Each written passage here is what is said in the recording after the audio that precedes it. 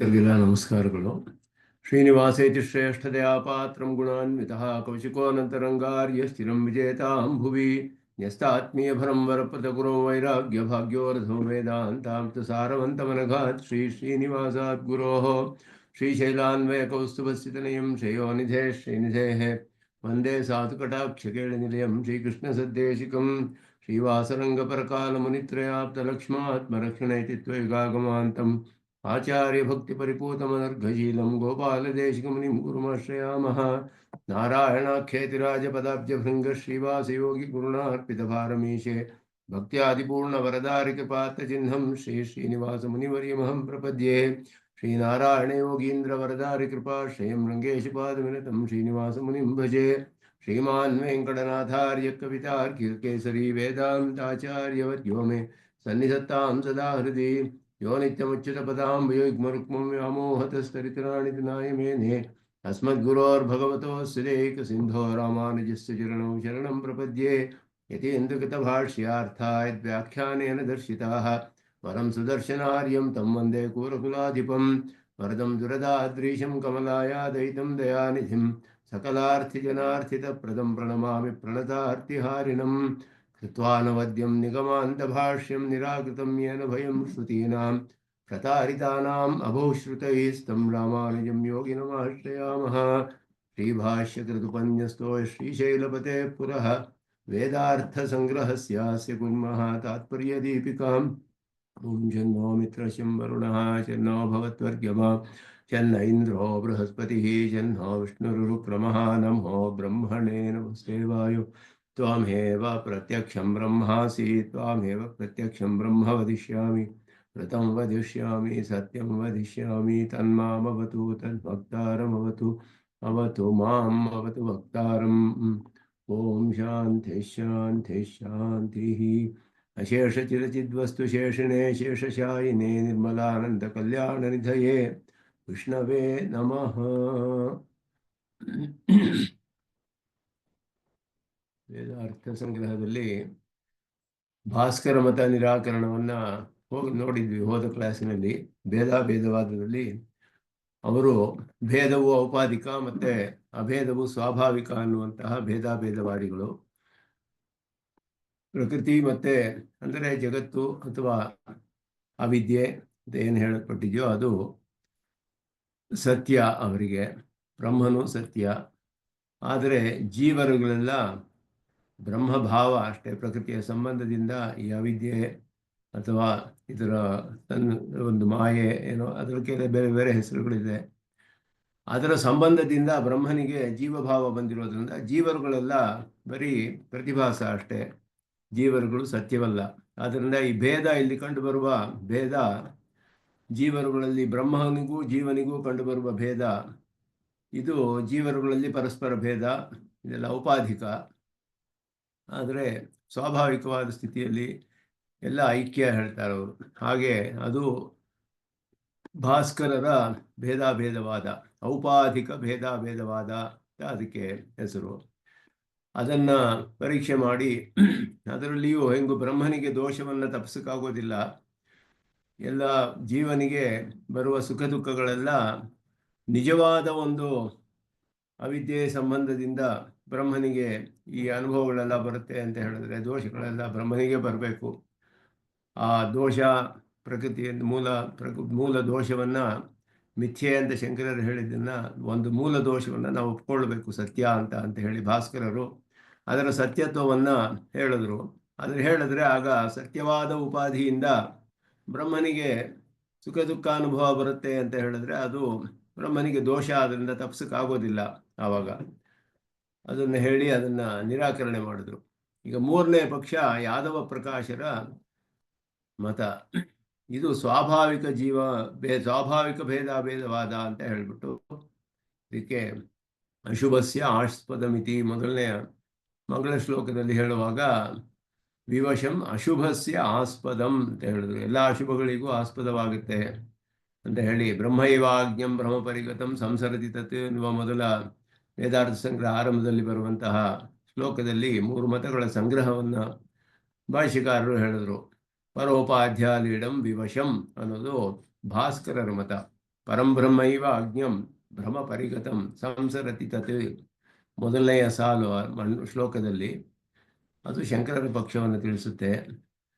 ಪರೋಪಾಧ್ಯಾಲೀಢಂ ವಿವಶಂ ಅನ್ನೋದು ಪರ ಉಪಾಧಿ ಆಲೀಢಂ, ಒಂದು ಉಪಾಧಿಯಿಂದ ಸುತ್ತಿವರಿಸಲ್ಪಟ್ಟಿದೆ ಅದು, ಆದ್ದರಿಂದ ಅದಕ್ಕೆ ವಿವಶವಾಗಿದೆ ಅಂತ ಹೇಳಿ ಔಪಾಧಿಕವಾಗಿ ಭೇದವನ್ನೆಲ್ಲ ನೋಡ್ತಾ ಇದೆ ಅಂತ ಹೇಳಿದ್ರು. ಅದು ಭಾಸ್ಕರರ ಪಕ್ಷ. ಅಶುಭಸ್ಯ ಆಸ್ಪದಮಿದಂ ಅನ್ನೋದು ಯಾದವ ಪ್ರಕಾಶರ ಪಕ್ಷ, ಮೂರನೆಯದು. ಮೂರು ಪಕ್ಷಗಳನ್ನು ಅಲ್ಲಿ ಸಂಗ್ರಹ ಮಾಡಿದ್ರು. ಮೂರನೇ ಪಕ್ಷವನ್ನ ಈಗ ವಿಚಾರ ಮಾಡ್ತಾರೆ. ತೃತೀಯ ವಿಪಕ್ಷೆ ಜೀವಬ್ರಹ್ಮಣೋ ಭೇದವತ್ ಅಭೇದಸ್ಯ ಚ ಅಭ್ಯುಪಗಮಾತ್. ಕೃತಿ ಎಲ್ಲರೂ ಹೇಳಿದೆ, ಭೇದವನ್ನು ಹೇಳಿದೆ, ಅಭೇದವನ್ನು ಹೇಳಿದೆ. ಆದ್ದರಿಂದ ಭೇದ ಅಭೇದ ಎರಡನ್ನೂ ನಾವು ಒಪ್ಕೊಳ್ಳಬೇಕು. ಕೃತಿಗಳಿಗೆ ಮುಖ್ಯವಾದ ಅರ್ಥವನ್ನೇ ಎಲ್ಲ ಕಡೆಯೂ ಹೇಳಬೇಕು ಅಂತ ಹೇಳ್ತಾರೆ. ಅಂದ್ರೆ ನೇರವಾಗಿ ಅದರ ಅರ್ಥವನ್ನ ಹೇಗಿದೆಯೋ ಹಾಗೆಯೇ ನಾವು ತಿಳಿದುಕೊಳ್ಬೇಕು ಅನ್ನೋದು ಯಾದವ ಪ್ರಕಾಶರ ಮತ. ನಿಜವಾಗಿಯೂ ಭೇದವೂ ಇದೆ, ನಿಜವಾಗಿಯೂ ಅಭೇದವೂ ಇದೆ. ಅಂದ್ರೆ ಭೇದ ಇದೆ, ಅಭೇದವೂ ಇದೆ, ಆದರೆ ಶರೀರಾತ್ಮ ಭಾವದಿಂದ ಅಂತ ನಮ್ಮ ಸಿದ್ಧಾಂತದಲ್ಲಿ ಸ್ಥಾಪನೆ ಮಾಡಲ್ಪಟ್ಟಿತು. ಇವರು ನೇರವಾಗಿಯೇ ಭೇದವನ್ನ ಹೇಳ್ತಾರೆ. ಎರಡನ್ನೂ ಒಪ್ಕೊಂಡಿರೋದ್ರಿಂದ ಇದರಲ್ಲಿ ತಸ್ಯ ಚ ತದ್ಭಾವಾತ್ ಸೌಭರಿ ಭೇದವತ್ ಅಂತ ಹೇಳಿದ್ರು. ತಸ್ಯ ತದ್ಭಾವಾತ್, ಬ್ರಹ್ಮನಲ್ಲಿಯೇ ಈ ಜೀವಭಾವ ಎಲ್ಲ ಬರೋದ್ರಿಂದ ಸೌಭರಿ ಭೇದಂತೆ ಅಂತ ಎರಡು ದೃಷ್ಟಾಂತಗಳನ್ನು ಕೊಡ್ತಾರೆ ಇಲ್ಲಿ. ಸ್ವಾವತಾರ ಭೇದವಚ್ಚ ಅಂತ ಹೇಳ್ಬಿಟ್ಟು ಸೌಭರಿ ಭೇದ ಅಂತ ಹೇಳಿದ್ರೆ, ಸೌಭರಿ ಎನ್ನುವ ಋಷಿಗಳು 50 ಶರೀರಗಳನ್ನು ತೆಗೆದುಕೊಂಡ್ರು ತಮ್ಮ ತಪಸ್ಸಿನ ಪ್ರಭಾವದಿಂದ. ಅವರ ಆತ್ಮ ಇದ್ದಿದ್ದು ಒಂದೇ ಕಡೆ, ಸ್ವರೂಪದಲ್ಲಿ ಆತ್ಮ ಇದ್ದಿದ್ದು ಒಂದೇ ಶರೀರದಲ್ಲಿ. ಧರ್ಮಭೂತ ಜ್ಞಾನದಿಂದ ವ್ಯಾಪ್ತಿ 50 ಶರೀರಗಳನ್ನು ತಪಸ್ಸಿನ ಪ್ರಭಾವದಿಂದ ಅವರು ತೆಗೆದುಕೊಂಡು 50 ಜನ ಮಾಂಧಾತೃವಿನ ಮಕ್ಕಳನ್ನು ಮದುವೆ ಮಾಡಿಕೊಂಡು ಸಂಸಾರ ನಡೆಸಿದ್ರು. ಆ ರೀತಿ ಭೇದದಂತೆಯೂ ಸ್ವಾವತಾರ ಭೇದವತ್ ಚ, ಈಶ್ವರನು ಅವತಾರಗಳನ್ನೆಲ್ಲ ಮಾಡ್ತಾನೆ, ರಾಮಕೃಷ್ಣಾದಿ ಅವತಾರಗಳನ್ನೆಲ್ಲ ಮಾಡ್ತಾನೆ. ಈ ಭೇದಗಳು ಇದೆ. ಸರ್ವಸ್ಯ ಈಶ್ವರ ಭೇದತ್ವಾತ್, ಇವರು ಹೇಳೋ ಪ್ರಕಾರ ಬ್ರಹ್ಮ ಅನ್ನುವುದು ಬೇರೆ ಪದಾರ್ಥ, ಪರಂಬ್ರಹ್ಮ ಅನ್ನೋದು ಬೇರೆ ಪದಾರ್ಥ. ಅದರಲ್ಲಿ 3 ಶಕ್ತಿಗಳಿದೆ, ಚಿತ್ ಅಚಿತ್ ಈಶ್ವರ ಅಂತ ಹೇಳಿ. ಈಶ್ವರನು ಬ್ರಹ್ಮನ ಒಂದು ಅಂಶ, ನೇರವಾಗಿ ಅಂಶ ಅಂದ್ರೆ ಭಾಗವೇ ಅಂತಾನೆ ಹೇಳ್ತಾರೆ. ಈಶ್ವರನು ಬ್ರಹ್ಮನ ಅಂಶ. ಆ ಈಶ್ವರ ಜಗತ್ ಸೃಷ್ಟಿ ಮಾಡ್ತಾನೆ.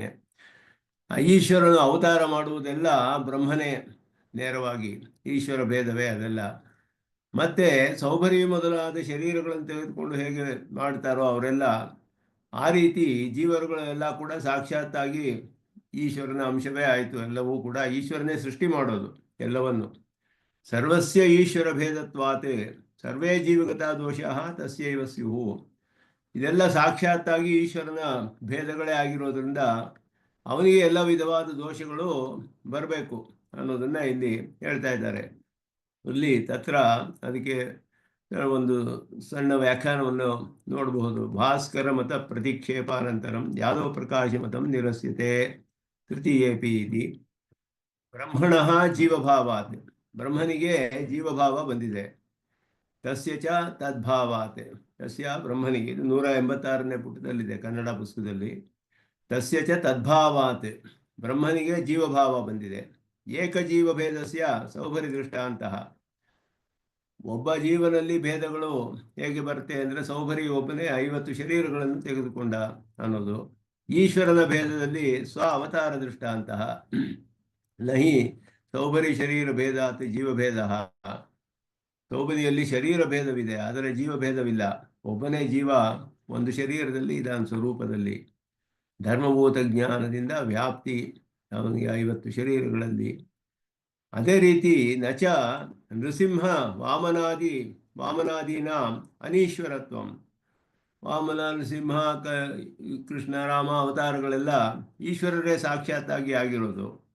ಎಲ್ಲವೂ ಈಶ್ವರನ ಭೇದವೇ ಅದೆಲ್ಲವೂ ಕೂಡ. ಈ ರೀತಿ ಇದೆಲ್ಲವೂ ಕೂಡ ಸಾಕ್ಷಾತ್ತಾದ ಬ್ರಹ್ಮನ ಅಂಶವೇ ಅಂತ ಹೇಳ್ತಾರೆ ಅವರು. ಸಾಕ್ಷಾತ್ ಬ್ರಹ್ಮಾಂಶವೇ ಎಲ್ಲವೂ. ಅದನ್ನ ಇಲ್ಲಿ ವಿವರಿಸ್ತಾರೆ. ಇದನ್ನು ಭಾಷಿಕಾರರು ಸಂಗ್ರಹವಾಗಿ ಅದನ್ನು ಹೇಳಿ 2 ದೃಷ್ಟಾಂತಗಳ ಮೂಲಕ ಏತದುಕ್ತಂ ಭವತಿ, ಇವಾಗ ಇಲ್ಲಿ ವಿವರಿಸ್ತಾರೆ, ಇದಕ್ಕೆಲ್ಲ ಅರ್ಥವನ್ನ ಏನು ಇದು ವಿಸ್ತಾರವಾಗಿ ವಿವರಿಸ್ತಾರೆ ಇದನ್ನ. ಈಶ್ವರ ಸ್ವರೂಪೇಣ ಏವ ಸುರ ನರ ತಿರ್ಯಕ್ ಸ್ಥಾವರಾದಿ ಭೇದೇನ ಅವಸ್ಥಿತ. ತನ್ನ ಸ್ವರೂಪದಲ್ಲಿಯೇ ಬಹುಶ್ಯಾಂ ಪ್ರಜಾಯೇಯ ಅಂತ ಹೇಳಿದಾಗ ತಾನೇ ಅನೇಕವಾದ ಸಾಕ್ಷಾತ್ತಾಗಿ ಈಶ್ವರ ಬಹುಶ್ಯಾಂ ಪ್ರಜಾಯೇಯ ಶ್ರುತಿ ಹೇಳುತ್ತಲ್ಲ, ಅದಕ್ಕೆ ಅನುಗುಣವಾಗಿ ತಾನೇ ಅನೇಕವಾಗಿ ಆಗ್ತಾನೆ. ಸುರ ನರ ತಿರ್ಯಕ್ ಸ್ಥಾವರ, ಈ 4 ವಿಧವಾದ ದೇವ ಮನುಷ್ಯ ತಿರ್ಯಕ್ ಸ್ಥಾವರ ಸೃಷ್ಟಿಗಳು, 4 ವಿಧವಾದ ಸೃಷ್ಟಿಯು ಈಶ್ವರನಿಗೆ ಸ್ವರೂಪದಿಂದಲೇ ಆಗುತ್ತೆ. ಇಲ್ಲಿ ಸಿದ್ಧಾಂತದಲ್ಲಿ ಈಶ್ವರನ ಶರೀರವಾದ ಚೇತನಗಳಲ್ಲಿ ಇದೆಲ್ಲ ಸೃಷ್ಟಿಯಾಗೋದು. ಈಶ್ವರನಿಗೆ ಯಾವ ವಿಧವಾದ ದೋಷವೂ ಪರಿಣಾಮವೂ ಇಲ್ಲ, ಆತ್ಮನಾಗಿರ್ತಾನೆ. ತನ್ನ ಶರೀರದಲ್ಲಿ ಈ ಪರಿಣಾಮಗಳೆಲ್ಲ ಉಂಟಾಗುತ್ತೆ. ಅದು ಅಚೇತನದಲ್ಲಿ ಸ್ವರೂಪ ಪರಿಣಾಮ, ಚೇತನದಲ್ಲಿ ಸ್ವಭಾವ ಪರಿಣಾಮ, ಅದನ್ನು ಹೇಳ್ತೀವಿ. ಇಲ್ಲಿ ಇವರು ಸಾಕ್ಷಾತ್ತಾಗಿ ಸ್ವರೂಪೇಣೈವ ಸುರ ನರ ತಿರ್ಯಕ್ ಸ್ಥಾವರಾದಿ ಭೇದೇನ ಅವಸ್ಥಿತ ಅಂತ ಹೇಳಿದ್ರು. ತಾನೇ ಅನೇಕವಾಗ್ತಾನೆ ಸಾಕ್ಷಾತ್ತಾಗಿ ಅಂತ ಹೇಳಿದ್ರು.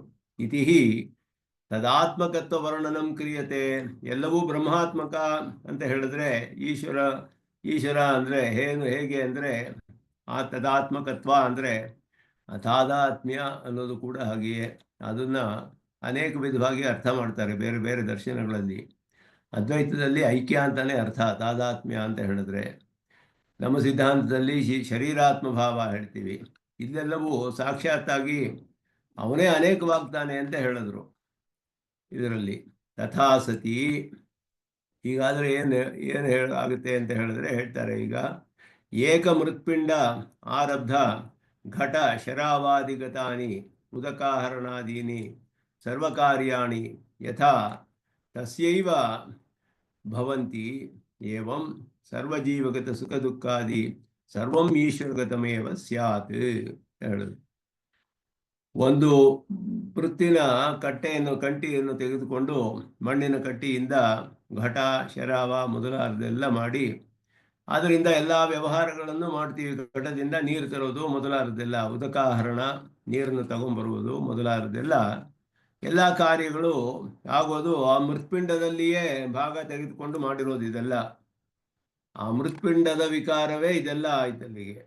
ಆದ್ದರಿಂದ ಆ ರೀತಿ ಸಾಕ್ಷಾತ್ತಾಗಿ ಈಶ್ವರನೇ ಸುರನಾಗೂ ಇದ್ದಾನೆ, ನರನಾಗಿಯೂ ಇದ್ದಾನೆ, ತಿರ್ಯಕ್ಕಾಗಿಯೂ ಇದ್ದಾನೆ, ಸ್ಥಾವರವಾಗಿಯೂ ಇದ್ದಾನೆ. ಅಂದರೆ ಈ ಎಲ್ಲ ಜೀವಗಳು, ಈ ಎಲ್ಲ ಶರೀರಗಳಲ್ಲಿ ಇರುವ ಜೀವಾತ್ಮಗಳಿಗೆ ಅನುಭವಿಸುವ ಸುಖ ದುಃಖಗಳೆಲ್ಲ ಈಶ್ವರನಿಗೆ ಸಾಕ್ಷಾತ್ತಾಗಿ ಆಗಬೇಕು. ಆ ದೋಷ ಅವರಿಗೆ ಬರುತ್ತೆ ಅನ್ನೋದನ್ನು ತಿಳಿಸ್ತಾರೆ. ಅದನ್ನು ವಿವರಿಸ್ತಾರೆ ಸುದರ್ಶನ ಸೂರ್ಯಗಳು. ಯಥಾ ತ್ವನ್ಮತೆ ಭೇದಶ್ರುತಿ ಮುಖ್ಯಾರ್ಥ ಅಪರಿತ್ಯಾಗೇನ ಭೇದಶ್ರುತಿ ಮುಖ್ಯಾರ್ಥ ಅಪರಿತ್ಯಾಗೇನ ಸ್ವಾಭಾವಿಕ ಭೇದ ಅಭ್ಯುಪಗಮಾತ್ ಬ್ರಹ್ಮಣಿ ಜೀವಗತ ದೋಷಾದಿ ಅಸ್ಪರ್ಶ. ಪೂರ್ವ ಪಕ್ಷಿ ಹೇಳ್ತಾರೆ, ನಿಮ್ಮ ಪಕ್ಷದಲ್ಲಿಯೂ ಸ್ವಾಭಾವಿಕ ಭೇದ ತಾನೇ ಒಪ್ಕೊಂಡಿದ್ದೀರಾ ನೀವು. ಭೇದಶ್ರುತಿಗೂ ಮುಖ್ಯಾರ್ಥ ಹೇಳ್ತೀರಾ, ಅಭೇದ ಶ್ರುತಿಗೂ ಮುಖ್ಯಾರ್ಥ ಹೇಳ್ತೀರಾ. ಎರಡಕ್ಕೂ ಮುಖ್ಯಾರ್ಥ ಹೇಳಿದ್ರೆ ಸ್ವಾಭಾವಿಕವಾಯಿತು ಭೇದ. ಆದರೂ ಜೀವಗತವಾದ ದೋಷ ಬ್ರಹ್ಮನಿಗೆ ಬರೋದಿಲ್ಲ ಅಂತ ಹೇಳ್ತೀರಾ. ನಾವು ಹೇಳೋದು ಆತ್ಮನಲ್ಲಿ ದೋಷ ಬರೋದಿಲ್ಲ, ಶರೀರಗಳಲ್ಲಿ ಬರುತ್ತೆ. ಇಲ್ಲಿಯ ಉದಾಹರಣೆ ಎಲ್ಲ ಮನುಷ್ಯರಲ್ಲಿ ನೋಡಿದ್ರೆ ಇಲ್ಲಿಯೇ ನೋಡ್ಬೋದು. ಅವನು ಹೇಗೆ ಯುವಕನಾಗಿರ್ತಾನೆ, ಬಾಲ ಯುವಕ ವೃದ್ಧನಾಗ್ತಾನೆ, ಮೊದಲಾದೆಲ್ಲ ಪರಿಣಾಮಗಳು ಶರೀರದಲ್ಲಾದರೆ ಆತ್ಮನಿಗೆ ಈ ರೀತಿಯಾದ ಪರಿಣಾಮ ಉಂಟಾಗೋದಿಲ್ವಲ್ಲ. ಆ ರೀತಿ ಚೇತನಾಚೇತನಗಳು ಶರೀರದಲ್ಲಿ ಉಂಟಾದರೂ ಕೂಡ ಪರಮಾತ್ಮನಿಗೆ ಯಾವ ದೋಷವೂ ಉಂಟಾಗೋದಿಲ್ಲ. ಅದೇ ಸಮಯದಲ್ಲಿ ಈ ಚೇತನಾಚೇತನಗಳು ಪರಮಾತ್ಮನಿಂದ ಬೇರೆ ಮಾಡೋಕ್ಕಾಗದೇ ಇರೋ ಹಾಗೆ ಅಪೃಥಕ್ ಸಿದ್ಧವಾಗಿ ಸಂಬಂಧಿಸಿದೆ. ಒಂದೇ ಪದಾರ್ಥ ಅಂತ ಹೇಳ್ಬೋದು, ವಿಶಿಷ್ಟ ಪದಾರ್ಥ ಒಂದೇ ಅಂತ ಹೇಳ್ಬೋದು. ಆದರೆ ಆ ವಿಶೇಷಣದಲ್ಲಿಯೂ ವಿಶೇಷಕ್ಕೂ ಅತ್ಯಂತ ವೈಲಕ್ಷಣ್ಯವಿದೆ. ವಿಶೇಷಣವಾದ ಚೇತನಾಚೇತನಗಳ ಸ್ವರೂಪ ಸ್ವಭಾವವೇ ಅತ್ಯಂತ ವಿಲಕ್ಷಣವಾದದ್ದು, ಪರಮಾತ್ಮನ ಸ್ವರೂಪ ಸ್ವಭಾವವೇ ವಿಲಕ್ಷಣವಾದದ್ದು. ಈ 3 ಪದಾರ್ಥಗಳಿಗೂ ಸ್ವರೂಪ ಸ್ವಭಾವಗಳಲ್ಲಿ ಅತ್ಯಂತ ವೈಲಕ್ಷಣ್ಯವಿದೆ. ಆದರೆ 3 ಸೇರಿ ವಿಶಿಷ್ಟವಾದ ಪದಾರ್ಥ ಒಂದೇ ಆಗಿದೆ. 2 ಚೇತನಾಚೇತನಗಳು ಈಶ್ವರನಿಗೆ ವಿಶೇಷಣವಾಗಿ ವಿಶಿಷ್ಟ ಪದಾರ್ಥ ಒಂದೇ ಆಗಿದೆ. ಈ ರೀತಿ ಭೇದವನ್ನು ಅಭೇದವನ್ನು ಹೇಳಬಹುದು. ಸಾಮಾನಾಧಿಕರಣ್ಯ ಮುಖ್ಯ ಅರ್ಥದಲ್ಲಿ ಹೇಗೆ ಹೇಳ್ಬೋದು ಅಂದರೆ, ವಿಶಿಷ್ಟ ಪದಾರ್ಥ ಒಂದೇ ಆದ್ದರಿಂದ ಸರ್ವ ಪದಾರ್ಥಗಳಿಂದ ವಿಶಿಷ್ಟನಾದ ಪರಮಾತ್ಮ ಒಬ್ಬನೇ. ಆದ್ದರಿಂದ ಅನೇಕ ವಿಶೇಷಣಗಳು ಅವನನ್ನು ವಿಶೇಷಿಸ್ಬೋದು. ಎಲ್ಲವೂ ಬ್ರಹ್ಮಾತ್ಮಕವಾದ್ದರಿಂದ ಇದೆಲ್ಲ ನಾವು ಹೇಳುವಂತಹ ರೀತಿ. ಇದು ಎಲ್ಲ ಶ್ರುತಿಗಳಿಗೂ ಸಮರಸವಾಗಿ ಅರ್ಥ ಮಾಡ್ಬೋದು, ಸಮನ್ವಿತವಾಗಿ ಈ ರೀತಿ ಮಾಡಿದ್ರೆ. ಆದ್ದರಿಂದ ಭೇದವೂ ಸ್ವಾಭಾವಿಕವೇ, ಅಭೇದವೂ ಸ್ವಾಭಾವಿಕವೇ. ಮುಖ್ಯ ಅರ್ಥದಲ್ಲಿಯೇ ಅಭೇದ ಹೇಳ್ಬೋದು, ಭೇದವನ್ನು ಹೇಳ್ಬೋದು ಶರೀರಾತ್ಮ ಭಾವದಿಂದ. ಯಾಕೆ ಅಂದರೆ ಅಪೃಥಕ್ ಸಿದ್ಧವಾದ ಸಂಬಂಧ ಇದೆ. ಪರಮಾತ್ಮನ ಆಧಾರದಲ್ಲಿಯೇ ಇದ್ದು, ಅವನ ನಿಯಮನದಲ್ಲಿಯೇ ಇದ್ದು, ಅವನಿಗೇ ಶೇಷಭೂತವಾಗಿದೆ ಚೇತನಾಚೇತನಗಳು. ಈ ಸಂಬಂಧದಿಂದ ಇದು ಯಾವತ್ತೂ ಹೋಗೋದಿಲ್ಲ, ಎಂದಿಗೂ ಇರುವಂಥದ್ದು, ಯಾವುದಾತ್ಮಭಾವಿಯಾದದ್ದು. ಆದ್ದರಿಂದ ಶರೀರವನ್ನು ಹೇಳುವ ಶಬ್ದಗಳೆಲ್ಲ ಆತ್ಮನನ್ನು ಹೇಳುತ್ತೆ, ಶರೀರಿಯನ್ನು ಹೇಳ್ಬೋದು. ಇದು ನಾವು ಹೇಳುವಂತಹ ರೀತಿ, ಶ್ರುತಿ ಮಂತ್ರಗಳಿಗೆ ಅರ್ಥ ಮಾಡೋದು. ಅದನ್ನು ಪೂರ್ವ ಪಕ್ಷಿ ಹೇಳ್ತಾ ಇದ್ದಾರೆ, ಇಲ್ಲಿ ಸ್ವಾಭಾವಿಕ ಭೇದ ನೀವು ಒಪ್ಕೊಂಡಿದ್ದೀರಾ, ಅದರಿಂದ ಜೀವಗತ ದೋಷ ಬ್ರಹ್ಮನಿಗೆ ಬರೋದಿಲ್ಲ ಅಂತ ಹೇಳ್ತೀರಾ. ಇದರಿಂದ ಭೇದ ಶ್ರುತಿಗಳಿಗೆ ಮುಖ್ಯ ಅರ್ಥವನ್ನು ಸ್ವೀಕಾರ ಮಾಡಿದ್ರಿ. ಮುಖ್ಯ ಅರ್ಥವನ್ನು ತ್ಯಾಗ ಮಾಡಬಾರ್ದು. ಭೇದ ಶ್ರುತಿ ಮುಖ್ಯ ಅರ್ಥ ಅಪರಿತ್ಯಾಗೇನ, ಬಿಡದೆ ಅದನ್ನು ತ್ಯಾಗ ಮಾಡದೆ ಸ್ವಾಭಾವಿಕ ಭೇದ ಅಭ್ಯುಪಗಮ, ಸ್ವಾಭಾವಿಕ ಭೇದವನ್ನು ಒಪ್ಕೊಂಡಿದ್ದೀರಾ. ಹಾಗೆ ಒಪ್ಕೊಂಡು ಬ್ರಹ್ಮಣಿ ಜೀವಗತ ದೋಷಾದಿ ಅಸ್ಪರ್ಶ, ಜೀವನಿಗೆ ಮೊದಲು ಇರುವಂತಹ ದೋಷಗಳು ಬ್ರಹ್ಮನಿಗೆ ಬರೋದಿಲ್ಲ ಅಂತ ಹೇಳಿದ್ರಿ. ತಥಾ ಹಾಗೆಯೇ ಅಸ್ಮಾಭಿರಪಿ ಸ್ವಾಭಾವಿಕೋ ಭೇದ ಅಭ್ಯುಪಗತಃ. ಅವರು ಹೇಳ್ತಾರೆ ಪೂರ್ವ ಪಕ್ಷಿ, ನಾವು ಒಪ್ಕೊಂಡಿದ್ದೀವಿ ಅದೇ ರೀತಿ ಸ್ವಾಭಾವಿಕವಾದ ಭೇದ. ನತು ಆವಿದ್ಯಕಃ, ಭಾಸ್ಕರರ ಪಕ್ಷಿಗಿಂತ ನಾವು ಬೇರೆ, ಅಥವಾ ಶಂಕರರ ಪಕ್ಷಕ್ಕಿಂತ ಬೇರೆ.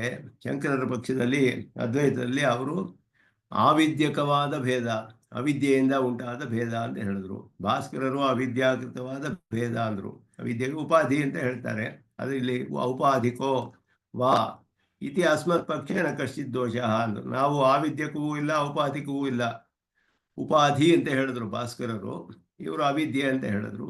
ಅವಿದ್ಯೆಯು ಮಿಥ್ಯೆ ಅನ್ನೋದು ಅದು ಬೇರೆ ವಿಷಯ. ಆದರೆ ಅವಿದ್ಯಾಕೃತವಾದ ಭೇದ, ಉಪಾಧಿಕೃತವಾದ ಭೇದ ಅಂತ ನಾವು ಒಪ್ಕೊಂಡಿಲ್ಲ, ನಾವು ಸ್ವಾಭಾವಿಕ ಭೇದ ಒಪ್ಕೊಂಡಿದ್ದೀವಿ ಅಂತ ಪೂರ್ವ ಪಕ್ಷಿ ಹೇಳ್ತಾ ಇದ್ದಾರೆ ಯಾದವ ಪ್ರಕಾಶರ ಪಕ್ಷದವರು. ಅಭೇದ ಶ್ರುತೆ ಅಪಿ ಮುಖ್ಯಾರ್ಥ ಸ್ವೀಕಾರೇ ಯೋ ದೋಷ ತ್ವಯ ಆಪದ್ಯತೆ ಸಹ ತ್ವತ್ಪಕ್ಷೇ ಅಪಿ ತುಲ್ಯ. ನಮ್ಮ ಪಕ್ಷಕ್ಕೆ ನೀವು ಅಭೇದ ಶ್ರುತಿಗೆ ನೀವು ದೋಷ ಹೇಳ್ತೀರಲ್ಲ, ಬ್ರಹ್ಮನಿಗೆ ದೋಷ ಬರುತ್ತೆ ಅಂತ, ನಿಮಗೂ ಅದು ಸಮಾನ.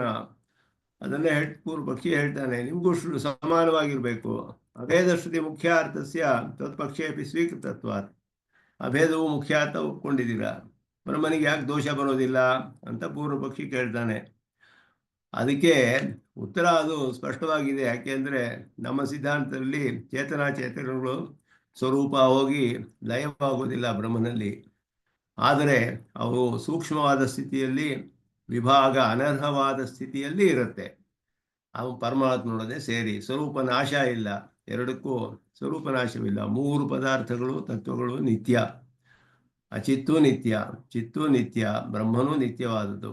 ಆದರೆ ಲಯ ಅಂತ ಹೇಳುವಾಗ ಏಕೀಭಾವವನ್ನು ಹೇಳ್ತೀವಿ, ಶ್ರುತಿ ಅದಕ್ಕೆ ಪ್ರಮಾಣವಿದೆ, ಏಕೀಭವತಿ.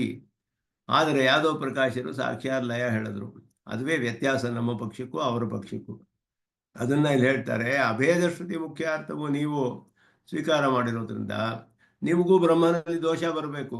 ನಾವು ಹೇಳೋ ಹಾಗೆ ನಮಗೆ ದೋಷ ಅಂತ ಹೇಳಿದ್ರೆ ನಿಮಗೂ ದೋಷ ಬರಬೇಕಲ್ಲ. ಆದ್ದರಿಂದ ತಸ್ಮಾತ್ ಅಸ್ಮಾನ್ ಪ್ರತಿ ಅಯಂ ದೋಷ ಆಪಾದಿತು ನೈಯುಜ್ಯತೆ. ಪೂರ್ವಪಕ್ಷಿ ಹೇಳಿದ ನಾವು ನೀವು ದೋಷ ಹೇಳೋಕ್ಕಾಗೋದಿಲ್ಲ. ಕಿಂಚ ಅದಕ್ಕೆ ಮೇಲೆ ಹೇಳ್ತಾರೆ ಅವರು, ನಮ್ಮ ಪಕ್ಷದಲ್ಲಿರುವ ಏನು ದೋಷ ಅಂತ ಅವರು ತೋರಿಸ್ತಾರೆ. ದೋಷವಿದೆ ಅಂತ ಹೇಳುವಾಗ ಚಿದಚಿದೀಶ್ವರ ಬ್ರಹ್ಮಾಂಶಭೂತಃ ಬ್ರಹ್ಮತು ತದಂಶಿ. ಸೂತ್ರಕಾರರೇ ಹೇಳಿದ್ರು, ಅಂಶಃ ನಾನಾ ವ್ಯಪದೇಶಾತ್ ಅನ್ಯಥಾ ಚಾಪಿ ಅಂತ ಹೇಳಿ ನಾನಾತ್ವವು ಹೇಳಿದೆ, ಏಕತ್ವವು ಹೇಳಿದೆ.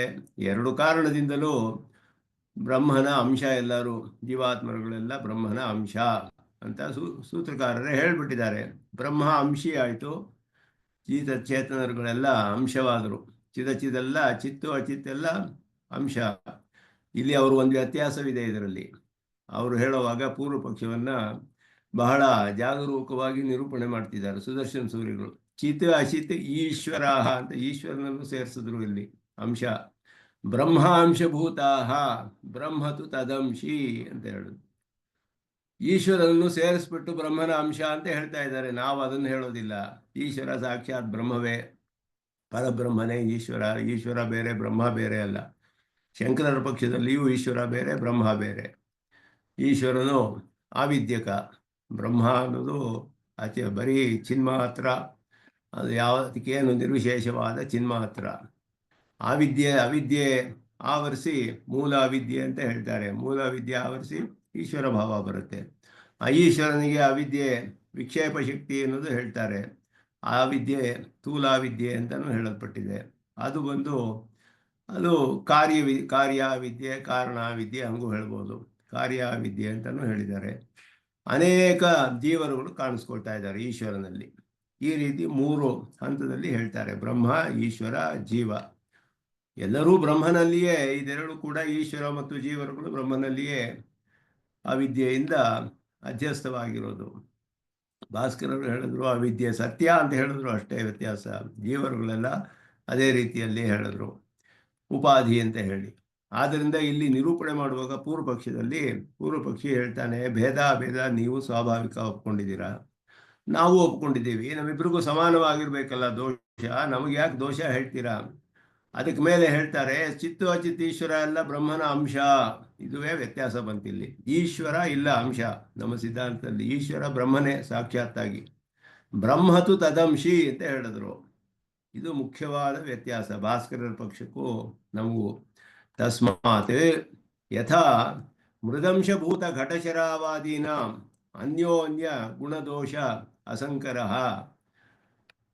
ಮೃತ್ತಿನ ಅಂಶ, ಒಂದು ಮೃತ್ತಿನ ಪಿಂಡವನ್ನು ತೆಗೆದುಕೊಂಡು ಅದರಿಂದ ಘಟ ಶರಾವೆ ಎಲ್ಲ ಮಾಡ್ತಾನೊಬ್ಬ. ಆ ಮೃತ್ತಿನ ಒಂದು ಘಟದಲ್ಲಿ ಇರುವ ದೋಷ ಇನ್ನೊಂದು ಘಟಕ್ಕೆ ಸೇರೋದಿಲ್ಲ. ಆ ಘಟ ಶರಾವೆ ಮೊದಲಾದ ಪದಾರ್ಥಗಳು ಬೇರೆ ಬೇರೆಯಾಗಿದೆ. ಒಂದರ ದೋಷ ಒಂದಕ್ಕೆ ಬರೋಲ್ಲ. ಅದರ ಯಾವ ದೋಷವೂ ಕೂಡ ಆ ಮೂಲ ಮೃತ್ಪಿಂಡಕ್ಕೆ ಬರೋದಿಲ್ಲ. ಯಾಕೆ ಅಂದರೆ ಅದು ಬೇರೆಯಾಗಿದೆ, ಇದು ಬೇರೆಯಾಗಿದೆ. ಇದು ಭೇದದಲ್ಲಿ. ಅದರ ಅಭೇದದಲ್ಲಿ ಏನಾಗುತ್ತೆ ಅಂದರೆ ಎಲ್ಲ ಸೇರ್ಕೊಂಡ್ಬಿಡ್ಬೇಕಲ್ಲ, ಆವಾಗ ದೋಷ ಬರಲೇಬೇಕು. ಅದನ್ನು ಅಲ್ಲಿಯೇ ಮುಖ್ಯವಾಗಿ ನಾವು ಹೇಳೋದು, ದೋಷ ಬರುತ್ತೆ. ಅನ್ಯೋನ್ಯ ದೋಷ ಅಸಂಕರ, ಅನ್ಯೋನ್ಯ ಗುಣದೋಷ ಅಸಂಕರ. ಒಂದರಲ್ಲಿರುವ ಗುಣವಾಗಲಿ ದೋಷವಾಗಲಿ ಇನ್ನೊಂದಕ್ಕೆ ಸೇರೋದಿಲ್ಲ, ಅಲ್ಲಿ ಮಿಶ್ರಣವಿಲ್ಲ. ಏವಂ ಬ್ರಹ್ಮಾಂಶಭೂತಯೋ ಜೀವ ಈಶ್ವರಯೋರಪಿ ಗುಣದೋಷ ಅಸಂಕರ. ಜೀವನ ಈಶ್ವರನನ್ನು ಸೇರಿಸಿದ್ರು. ಬ್ರಹ್ಮನ ಅಂಶವಾದ ಜೀವನಿಗೂ ಈಶ್ವರನಿಗೂ ಪರಸ್ಪರ ಗುಣದೋಷಗಳ ಸಾಂಕರ್ಯ ಇಲ್ಲ. ಈಶ್ವರ ಸರ್ವಜ್ಞ, ಸತ್ಯ ಸಂಕಲ್ಪ ಹಾಗೆ ಇರ್ತಾನೆ. ಜೀವರುಗಳೆಲ್ಲ ಇವರಿಗೆಲ್ಲ ದೋಷವಿದೆ, ಸುಖ ದುಃಖಾದಿ ಅನುಭವಗಳೆಲ್ಲ ಇದೆ. ಅದು ಮಣ್ಣಿನಿಂದ ಮಾಡಿದ ಘಟಶರಾವೆಗಳು ಹೇಗೆ ಪರಸ್ಪರ ಗುಣದೋಷಗಳು ಬರೋದಿಲ್ವೋ ಆ ರೀತಿ ಇಲ್ಲಿಯೂ ಬರೋದಿಲ್ಲ. ಅದು ಬ್ರಹ್ಮವೇ ಬೇರೆ, ಈಶ್ವರನೇ ಬೇರೆ, ಜೀವನೇ ಬೇರೆ. ಅವರವರ ದೋಷ ಬರೋದಿಲ್ಲ ಒಬ್ಬೊಬ್ರಿಗೆ ಇನ್ನೊಬ್ರಿಗೆ ಅಂತ ಹೇಳಿದಾಗ ಅದಕ್ಕೆ ವಿವರಿಸ್ತಾರೆ ಇಲ್ಲಿ ಭಾಷಿಕಾರರು. ಏತದುಕ್ತಂ ಭವತಿ, ಅದನ್ನ ಇಲ್ಲಿ ಹೇಳ್ತಾ ಇದ್ದಾರೆ. ಏತದುಕ್ತಂ ಭವತಿ ಈಶ್ವರ ಸ್ವರೂಪೇಣ ಏವ ಸುರನರತಿರ್ಯಕ್ಷಾವರಾದಿ ಭೇದೇನ ಅವಸ್ಥಿತ. ಅದು ಉತ್ತರ ಅದಕ್ಕೆ. ಈಶ್ವರ ಸ್ವರೂಪೇಣ ಇವ ಇತ್ಯನೇನ ಈಶ್ವರಸ್ಯ ಬ್ರಹ್ಮಾಂಶತ್ವಂ ನಿರಸ್ತಂ ಭವತಿ. ಇದು ಮೊದಲು ಮುಖ್ಯವಾದ ವಿಷಯ. ಈಶ್ವರ ಬ್ರಹ್ಮನ ಅಂಶವಲ್ಲ, ಈಶ್ವರಸ್ಯ ಬ್ರಹ್ಮ ಅಂಶತ್ವಂ. ಇಲ್ಲಿ ನಾವು ಈಶ್ವರ ಬ್ರಹ್ಮ ಶಬ್ದಗಳೆಲ್ಲ ಗಮನಿಸಬೇಕು ಜಾಗರೂಕವಾಗಿ. ಎಲ್ಲ ಮಿಕ್ಸ್ ಆಗಿಬಿಟ್ಟಿರುತ್ತೆ ಇಲ್ಲಿ. ನಾವು ಹೇಳುವಾಗ ನಮಗೆ ಯಾವ ಸಂದೇಹ ಬರೋದಿಲ್ಲ. ಈಶ್ವರನೇ ಬ್ರಹ್ಮ, ಬ್ರಹ್ಮನೇ ಈಶ್ವರ. ಇಲ್ಲಿ ಅವರು ಈಶ್ವರನೇ ಬೇರೆ, ಬ್ರಹ್ಮನೇ ಬೇರೆ. ಈಶ್ವರನು ಬ್ರಹ್ಮನ ಅಂಶ, ಈಶ್ವರಸ್ಯ ಬ್ರಹ್ಮ ಅಂಶತ್ವಂ. ಇಲ್ಲಿ ಸ್ವರೂಪೇಣೈವ ಅಂತ ಹೇಳಿರೋದ್ರಿಂದ ಬ್ರಹ್ಮ ಅಂಶ ಆಗೋದಿಲ್ಲ. ಜಗತ್ಕಾರಣತ್ವಂ ಹಿ ಬ್ರಹ್ಮಲಕ್ಷಣಂ. ಜಗತ್ಕಾರಣತ್ವ ತಾನೇ ಬ್ರಹ್ಮನ ಲಕ್ಷಣ ಹೇಳಿರೋದು. ಯಾವುದು ಜಗತ್ಕಾರಣವೋ ಅದು ಬ್ರಹ್ಮ. ಜನ್ಮಾದ್ಯಸ್ಯ ಯತಃ ಅಂತ ಹೇಳಿದ್ರು. ಯಥೋ ವಾ ಇಮಾನಿ ಭೂತಾನಿ ಜಾಯಂತೆ ಏನ ಜಾತಾನಿ ಜೀವಂತಿ ಯತ್ ಪ್ರಯಂತಿ ಅವಿಸಂವಿಶಂತಿ ತತ್ ಬ್ರಹ್ಮ. ಅದು ಈಶ್ವರ ಅಂತ ಹೇಳಲಿಲ್ವಲ್ಲ, ಸಹ ಈಶ್ವರ ಅಂತ ಹೇಳಲಿಲ್ಲ. ಬ್ರಹ್ಮನೇ ಜಗತ್ಕಾರಣ, ಈಶ್ವರನೇ ಸೃಷ್ಟಿ ಮಾಡ್ತಾನೆ ಅಂದರೆ ಈಶ್ವರನೇ ಜಗತ್ಕಾರಣವಾಯಿತು, ಈಶ್ವರನೇ ಬ್ರಹ್ಮವಾಯಿತು ಅಲ್ಲಿಗೆ. ಅದನ್ನು ಹೇಳ್ತಾ ಇದ್ದಾರೆ. ಕಾರಣವಾಕ್ಯಾನಿ ಚ ಸದೇವ ಸೌಮ್ಯದಮಗ್ರ ಆಸೀತ್. ಒಂದೇ ಪದಾರ್ಥ ಇದ್ದಿದ್ದು ಸತ್ಯೇವ ಇದಮಗ್ರ ಆಸೀತ್ ತದೈಕ್ಷತ. ಅದುವೇ ಈಕ್ಷಣ ಮಾಡಿ ಸೃಷ್ಟಿ ಮಾಡ್ತು. ಬ್ರಹ್ಮವಾ ಇದಮಗ್ರ ಆಸೀತ್. ಏಕಮೇವ ಇದಮೇಕಮೇವ ಅಗ್ರ ಆಸೀತ್ ಆತ್ಮ ವಾ ಇದಂ ಏಕ ಏವ ಅಗ್ರ ಆಸೀತ್ ಏಕೋ ವೈ ನಾರಾಯಣ ಆಸೀತ್ ವಿಷ್ಣು ತದಾಸೀತ್ ಹರಿರೇವ ನಿಷ್ಕಲಃ ತಮೀಶ್ವರಾಣಾಂ ಪರಮಂ ಮಹೇಶ್ವರಂ ಈಶ್ವರರಿಗೂ ಅವನು ಪರಮ ಮಹೇಶ್ವರನಾದವನು ಇತಿ ಆರಭ್ಯ. ಈ ರೀತಿ ಕಾರಣವಾಕ್ಯಗಳೆಲ್ಲ ಜಗತ್ಕಾರಣವನ್ನು ಹೇಳುವ ವಾಕ್ಯಗಳು ಈ ರೀತಿ ಆರಂಭಿಸಿ ಸ ಕಾರಣಂ ಕರಣಾಧಿಪಾಧಿಪ, ಅವನು ಕಾರಣ ಅಧಿಪ ಅಧಿಪ, ಇಂದ್ರಿಯಗಳಿಗೆ ಒಡೆಯನಾದ ಜೀವರಿಗೆ ಒಡೆಯನಾದ ಅವನು ಒಡೆಯನಾದವನು. ಕರಣ ಅಧಿಪ ಅಧಿಪ, ಇಂದ್ರಿಯಗಳಿಗೆ ಒಡೆಯನಾದ ಜೀವನಿಗೂ ಒಡೆಯನಾದವನು ಅವನು ಅಧಿಪ ಅಧಿಪ ಅಂತ ಹೇಳಲ್ಪಟ್ಟಿದೆ. ಅವನೇ ಕಾರಣ, ಸಹ ಕಾರಣಂ ಜಗತ್ಕಾರಣ ಮೊದಲಾದ್ದು ಐಕಕಂಠ್ಯೇನ ಈಶ್ವರಸ್ಯ ಜಗತ್ಕಾರಣತ್ವಂ ವದಂತಿ. ಐಕಕಂಠ್ಯೇನ ಈಶ್ವರಸ್ಯ ಜಗತ್ಕಾರಣತ್ವಂ ವದಂತಿ. ಇದೆಲ್ಲವೂ ಕೂಡ ಈಶ್ವರನೇ ಜಗತ್ಕಾರಣ. ಇದು ವಿಷ್ಣು ನಾರಾಯಣ ಮಹೇಶ್ವರಂ ಈಶ್ವರಾಣಾಂ ಪರಮಂ ಮಹೇಶ್ವರಂ ಸಹ ಕಾರಣಂ ಆತ್ಮ ಬ್ರಹ್ಮ ಸದೇವ ಸೌಮ್ಯದಮಗ್ರ ಆಸೀತ್. ಎಲ್ಲವೂ ಕೂಡ ಸ್ಪಷ್ಟವಾಗಿ ಒಂದೇ ಜಗತ್ಕಾರಣ ಇರೋದು, ಅದುವೇ ಬ್ರಹ್ಮ, ಅದುವೇ ಈಶ್ವರ ಸ್ಪಷ್ಟವಾಗಿ ತಿಳಿಯುತ್ತೆ. ಈಶ್ವರಸ್ಯ ಚ ನ ತತ್ ಸಮಶ್ಚ ಅಭ್ಯಧಿಕಶ್ಚ ದೃಶ್ಯತೆ ಇತಿ ಸಮಾಭ್ಯಧಿಕರಾಹಿತ್ಯಂ ಚ ಶ್ರೂಯತೆ. ಈಶ್ವರನ ಬ್ರಹ್ಮನ ಅಂಶ ಅಂತ ಹೇಳಿದ್ರೆ ಈಶ್ವರನಿಗಿಂತ ಅಧಿಕವಾಗೋಯ್ತು ಬ್ರಹ್ಮ. ಆವಾಗ ಈ ಶ್ರುತಿ ವಾಕ್ಯಕ್ಕೆ ವಿರೋಧ ಬರುತ್ತೆ. ನ ತತ್ ಸಮಶ್ಚ ಅಭ್ಯಧಿಕಶ್ಚ ದೃಶ್ಯತೆ ಅಂತ ಹೇಳಿ ತಚ್ಚ ಈಶ್ವರಸ್ಯ ಬ್ರಹ್ಮಾಂಶತ್ವೇತು ನ ಘಟತೆ. ಈಶ್ವರನ ಬ್ರಹ್ಮನ ಅಂಶವಾಗ್ಬಿಟ್ರೆ ಬ್ರಹ್ಮ ಇವನಿಗಿಂತ ಅಧಿಕವಾಗ್ಬಿಡ್ತು. ಆಗ ಸಮಾಭ್ಯಧಿಕ ರಾಹಿತ್ಯ ಅನ್ನೋದು ಹೋಗುತ್ತೆ ಈಶ್ವರನಿಗೆ. ಅಂಶಾತ್ ಅಂಶಿನೋಹೋ ಅಧಿಕತ್ವೇನ, ಅಂಶಕ್ಕಿಂತ ಅಂಶಿ ಅನ್ನೋದು ಅಧಿಕ ಅನ್ನೋದು ಸ್ಪಷ್ಟವಾಗಿದೆ. ಈಶ್ವರಾದಪಿ ಅಧಿಕಸ್ಯ ಸಂಭವಾತ್, ಆ ಶ್ರುತಿಗೆ ವಿರೋಧ ಬಂತು. ತಸ್ಮಾತ್ ಸಮಾಭ್ಯಧಿಕರಾಹಿತ್ಯಾತ್ ಜಗತ್ಕಾರಣತ್ವಾಚ ಈಶ್ವರ ಏವ ಬ್ರಹ್ಮ ಇತಿ ಈಶ್ವರಸ್ಯ ಬ್ರಹ್ಮಾಂಶತ್ವಂ ಅನುಪಪನ್ನಂ. ಬ್ರಹ್ಮನ ಅಂಶವಾಗುವುದಿಲ್ಲ ಈಶ್ವರ. ಇತಿ ಅಭಿಪ್ರಾಯೇಣ ಈಶ್ವರ ಸ್ವರೂಪೇಣೈವ ಇತ್ಯುಕ್ತಂ. ಸ್ವರೂಪದಿಂದಲೇ ಅನೇಕ ಆಗ್ತಾನೆ ಅಂತ ಹೇಳಲ್ಪಟ್ಟಿರೋದು ಆ ಕಾರಣದಿಂದಲೇ. ಬ್ರಹ್ಮ ಬೇರೆ ಅಲ್ಲ, ಈಶ್ವರ ಬೇರೆ ಅಲ್ಲ. ನಹಿ ತ್ವಯಾ ಅಸ್ಮನ್ಮತೈವ ಆತ್ಮಶರೀರ ಭಾವೇನ ತಾದಾತ್ಮ್ಯಂ ವರ್ಣ್ಯತೆ. ತಾದಾತ್ಮ್ಯ ಅನ್ನೋದು ಹೇಗೆ ಹೇಳ್ತೀರಾ ನೀವು? ನಮ್ಮ ಪಕ್ಷದ ಥರ ಹೇಳೋದಿಲ್ಲ ನೀವು. ತಾದಾತ್ಮ್ಯ ಶಬ್ದಕ್ಕೆ ಒಬ್ಬೊಬ್ರು ದರ್ಶನ ಒಂದೊಂದು ರೀತಿ ಅದಕ್ಕೆ ಅರ್ಥ ಮಾಡ್ತಾರೆ. ತಾದಾತ್ಮ್ಯ ಅನ್ನೋದಕ್ಕೆ ಅದು ತಾದಾತ್ಮ್ಯ ಅಂದರೆ ಆತ್ಮಶರೀರ ಭಾವದಿಂದ ಅಂತ ನಾವು ಹೇಳ್ತೀವಿ, ಐಕ್ಯದಿಂದ ಅಂತ ಹೇಳ್ತೀವಿ. ಇವರು ಅಂಶ ಭಾವದಿಂದ ಹೇಳ್ತಾರೆ, ಸಾಕ್ಷಾತ್ತಾಗಿ ಅಂಶ. ಈಶ್ವರ ಸ್ವರೂಪೇಣೈವ ಸುರನರಾದಿ ರೂಪೇಣ ಸ್ಥಿತಃ ಇತಿ ತಾದಾತ್ಮ್ಯಂ ವರ್ಣ್ಯತೆ. ಸ್ವರೂಪದಿಂದಲೇ ಅನೇಕವಾಗಿದ್ದಾನೆ ಅಂತ ಹೇಳಿದ್ರು. ಹಾಗಾದರೆ ಮೃತ್ಪಿಂಡಾರಬ್ಧಶರ ಘಟಶರಾದಿ ಉದಾಹರಣಾದಿ ಕಾರ್ಯಾಣಿ ಯಥಾ ಮೃತ್ಪಿಂಡಸ್ಯೈವ ಭವಂತಿ ಏವಂ ಸರ್ವಜೀವಗತ ಸುಖ ದುಃಖ ಭಾಗಿ ಈಶ್ವರ ಸ್ಯಾತ್ ಇತಿ ಅರ್ಥ. ಈಶ್ವರನಿಗೆ ಬರಬೇಕು ದೋಷ, ಅದನ್ನು ತಪ್ಸಕ್ಕಾಗೋದಿಲ್ಲ ಅನ್ನೋದನ್ನು ಹೇಳ್ತಾ ಇದ್ದಾರೆ. ಅದಕ್ಕೆ ಮೇಲೆ ಮುಂದೆ ಇದನ್ನು ವಿವರಿಸ್ತಾರೆ. ಘಟ ಕರಕಾದಿ ಸಂಸ್ಥಾನ ಅನುಪಯುಕ್ತ ಮೃದ್ರವ್ಯಂ. ಪೂರ್ವಪಕ್ಷ ಹೇಳ್ತಾರೆ, ಈಗ ಪೂರ್ವಪಕ್ಷಿ ಮತ್ತೆ ಅವರ ವಾದವನ್ನು. ಘಟಕರಕಾದಿ ಸಂಸ್ಥಾನ ಅನುಪಯುಕ್ತ ಮೃತ್ ದ್ರವ್ಯಂ ಯಥಾ ಕಾರ್ಯಾಂತರ ಅನನ್ವಿತಂ. ಒಂದು ಮೃದ ಮಣ್ಣಿನ ಉಂಡೆಯಲ್ಲಿ ಅರ್ಧ ಭಾಗವನ್ನು ತೆಗೆದುಕೊಳ್ತಾನೆ ಘಟ ಶರವ ಮಾಡಿರೋದು, ಇನ್ನೂ ಅರ್ಧ ಭಾಗ ಹಾಗೆ ಇದೆ. ಆ ಘಟಗಳಲ್ಲಿ ಉಂಟಾಗುವ ವ್ಯವಹಾರಗಳೆಲ್ಲ ಇದರಲ್ಲಿ ಬರೋದಿಲ್ಲ. ಮೂಲವಾದ ಒಂದು ಮೃತ್ಪಿಂಡದಲ್ಲಿ ಇನ್ನೂ ಅರ್ಧ ಮಿಕ್ಕಿದೆ ಅದರಲ್ಲಿ. ಆ ಮಣ್ಣಿಗೆ ಇವುಗಳ ಕಾರ್ಯಗಳೆಲ್ಲ ಬರೋದಿಲ್ಲ. ಅದಕ್ಕೆ ಉದಕಹರಣ ಮೊದಲಾದದ್ದು ಏನೇನು ಕಾರ್ಯದಲ್ಲಿ ಘಟಾದಿಗಳಲ್ಲಿ ಮಾಡ್ತಾರೋ ಅದು ಉಳಿದಿರುವಂತಹ ಮೃತ್ಪಿಂಡಕ್ಕೆ ಬರೋದಿಲ್ವಲ್ಲ. ಅದೇ ರೀತಿ ಸುರ ಪಶು ಮನುಜಾದಿ ಜೀವಾತ್ಮ ಅನುಪಯುಕ್ತ ಈಶ್ವರ. ಅನುಪಯುಕ್ತ ಈಶ್ವರ ಮೊದಲು ಎರಡನೇ ಹಂತದಲ್ಲಿ ಹೇಳ್ತಿದ್ದಾರೆ. ಈಗ ಬ್ರಹ್ಮನ ತನಕ ಹೋಗಿಲ್ಲ ಇನ್ನು. ಈಶ್ವರನಲ್ಲಿಯೇ ದೋಷ ಬರೋದಿಲ್ಲ ಅನ್ನೋದನ್ನು ಮೊದಲು ಹೇಳಬೇಕು ಅವರು. ಈಶ್ವರನೇ ಜಗತ್ಕಾರಣ ಅಂತ ಹೇಳಿದ್ರೆ ಈಶ್ವರನ ಒಂದು ಭಾಗ, ಈಶ್ವರನು ಬ್ರಹ್ಮಾಂಶವೇ. ಆದ್ದರಿಂದ ಈಶ್ವರನಲ್ಲಿ ಅಂಶವಾಗಿ ಜೀವಭಾಗವೆಲ್ಲ ಬಂದಿದೆ. ಈಶ್ವರನೇ ಜಗತ್ಕಾರಣ ಅಂದರೆ ಅವನ ಅಂಶವೇ ಆಗಬೇಕೆಲ್ಲ. ಆಗ ಅವನಲ್ಲಿ ಉಪಯುಕ್ತವಲ್ಲದಂತಹ ಈಶ್ವರ ಭಾಗ ಇದೆಯಲ್ಲ, ಇದೆಲ್ಲ ನಿರವಯವಿಗೆ ಇದೆಲ್ಲ ಹೇಳಕ್ಕಾಗೋದಿಲ್ಲ. ಇದೆಲ್ಲ ಬಹಳ ದೊಡ್ಡ ದೋಷಗಳು. ಅನುಪಯುಕ್ತ ಈಶ್ವರ ಸರ್ವಜ್ಞ ಸತ್ಯ ಸಂಕಲ್ಪತ್ವಾದಿ ಗುಣಾಕರ ಇತಿ ಚೇತ್ ಸತ್ಯಂ ಸಯೇವ ಈಶ್ವರ ಏಕೇನ ಅಂಶೇನ. ನೀವು ಹೇಳೋದು ಸರಿಯಾಗಿದೆ, ಆದರೆ ಅದು ಹೇಗಿರುತ್ತೆ ಅಂತ ಹೇಳಿದ್ರೆ ಭಾಷಿಕಾರರು ಹೇಳ್ತಾರೆ, ನೀವು ಹೇಳ್ತಿದ್ದೀರಲ್ಲ ಈಶ್ವರನ ಸ್ವಲ್ಪ ಭಾಗದಲ್ಲಿ ಜೀವಾತ್ಮಗಳೆಲ್ಲ ಸುರನರೆಲ್ಲ ಆಗ್ತಾರೆ, ಇನ್ನು ಸ್ವಲ್ಪ ಭಾಗ ಹಾಗೆಯೇ ಇರುತ್ತೆ, ಅವನಿಗೆಲ್ಲ ದೋಷ ಬರೋದಿಲ್ಲ ಅಂತ ಹೇಳ್ತಿರಲ್ಲ. ಸರಿ ನೀವು ಹೇಳೋದು, ಆದರೆ ಇದು ಇದು ಹೇಗಿದೆ ಅಂತ ಹೇಳಿದ್ರೆ ಸಯೇವ ಈಶ್ವರ ಏಕೇನ ಅಂಶೇನ ಕಲ್ಯಾಣ ಗುಣಾಕರ ಸಯೇವ ಚ ಅನ್ಯೇನ ಅಂಶೇನ ಹೇಯ ಗುಣಾಕರ. ಒಂದು ಭಾಗ ದೋಷ, ಒಂದು ಭಾಗ ಕಲ್ಯಾಣ ಗುಣ. ದ್ವಯೋರಂಶಯೋ ಈಶ್ವರತ್ವ ಅವಿಶೇಷಾತ್. ಎರಡೂ ಈಶ್ವರನ ಅಂಶಗಳೇ ಆಯ್ತಲ್ಲ, ಆದ್ದರಿಂದ ಎರಡರಲ್ಲೂ ಒಂದೇ ಆಗಬೇಕಿದೆ ಎರಡೂ ಕೂಡ ಅಂತ ಹೇಳಿದ್ರು. ಪುನಃ ಪರಮತಂ ಶಂಕತೆ ಘಟಕರಕಾದಿ ಇತ್ಯಾದಿ. ಯದ್ಯಪಿ ಕಾರ್ಯತ್ವೇನ ಉಪಯುಕ್ತ ಮೃದಂಶ ಸ್ಪರ್ಶಿ ಘಟಾದಿ ಗತ ಉದಕ ಆಹರಣಾದಿ ಭವತಿ. ಕಾರ್ಯತ್ವೇನ ಉಪಯುಕ್ತ ಅಂದರೆ ಕಾರಣವಾದ ಮೃತ್ಪಿಂಡ ಒಂದಿದೆ, ಮಣ್ಣು ಕಟ್ಟಿ ಇದೆ, ಮಣ್ಣಿನ ಕಟ್ಟಿ, ಅದರಲ್ಲಿ ಅರ್ಧ ಭಾಗ ತೆಗೆದುಕೊಂಡು ಘಟ ಮೊದಲಾದ ಮಾಡಿದ್ದಾನೆ. ಅಂದರೆ ಕಾರ್ಯಗಳು ಅರ್ಧ ಭಾಗದಿಂದ ಆಗಿರದೆ, ಕಾರ್ಯಕ್ಕೆ ಉಪಯುಕ್ತವಾದ ಮಣ್ಣಿನ ಒಂದು ಭಾಗ ಯಾವುದಿದೆಯೋ ಅಂಶ, ಅದರಲ್ಲಿ ಘಟಾಧಿಗತ ಉದಕಹರಣಾದಿ ಭವಂತಿ. ಘಟಗಳಲ್ಲಿ ಉಂಟಾಗುವ ನೀರು ತರೋದು ಮೊದಲಾದ ವ್ಯವಹಾರಗಳು ದೋಷಗಳು ಇದೆಲ್ಲ ಕೂಡ ಆ ಭಾಗದಲ್ಲಿ ಆಗತ್ತೆ. ಆದರೂ ಕೂಡ ತಥಾಪಿ ಕಾರ್ಯತ್ವೇನ ಅನುಪಯುಕ್ತ ಮೃದಂಶಾಂತರ ಸ್ಪರ್ಶಿ ನ ಭವತಿ.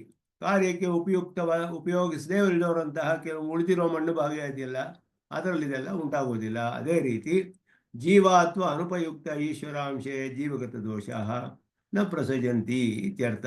ಇದನ್ನು ಅವರು ಹೇಳೋದು ಹೀಗೆ, ಪರಿಹರತಿ ಸತ್ಯಂ ಇತಿ ತತ್ರಾಪಿ ಅಂಶಿನಃ ಏಕತ್ವಾತ್ ಈಶ್ವರಸ್ಯೈವ ದೋಷ ಪ್ರಸಿದ್ಧ. ಅಂಶಿ ಒಬ್ಬನೇ, ಆದ್ದರಿಂದ ದೋಷವು ಬರಲೇಬೇಕು ಅಂತ ಹೇಳಿದ್ರು.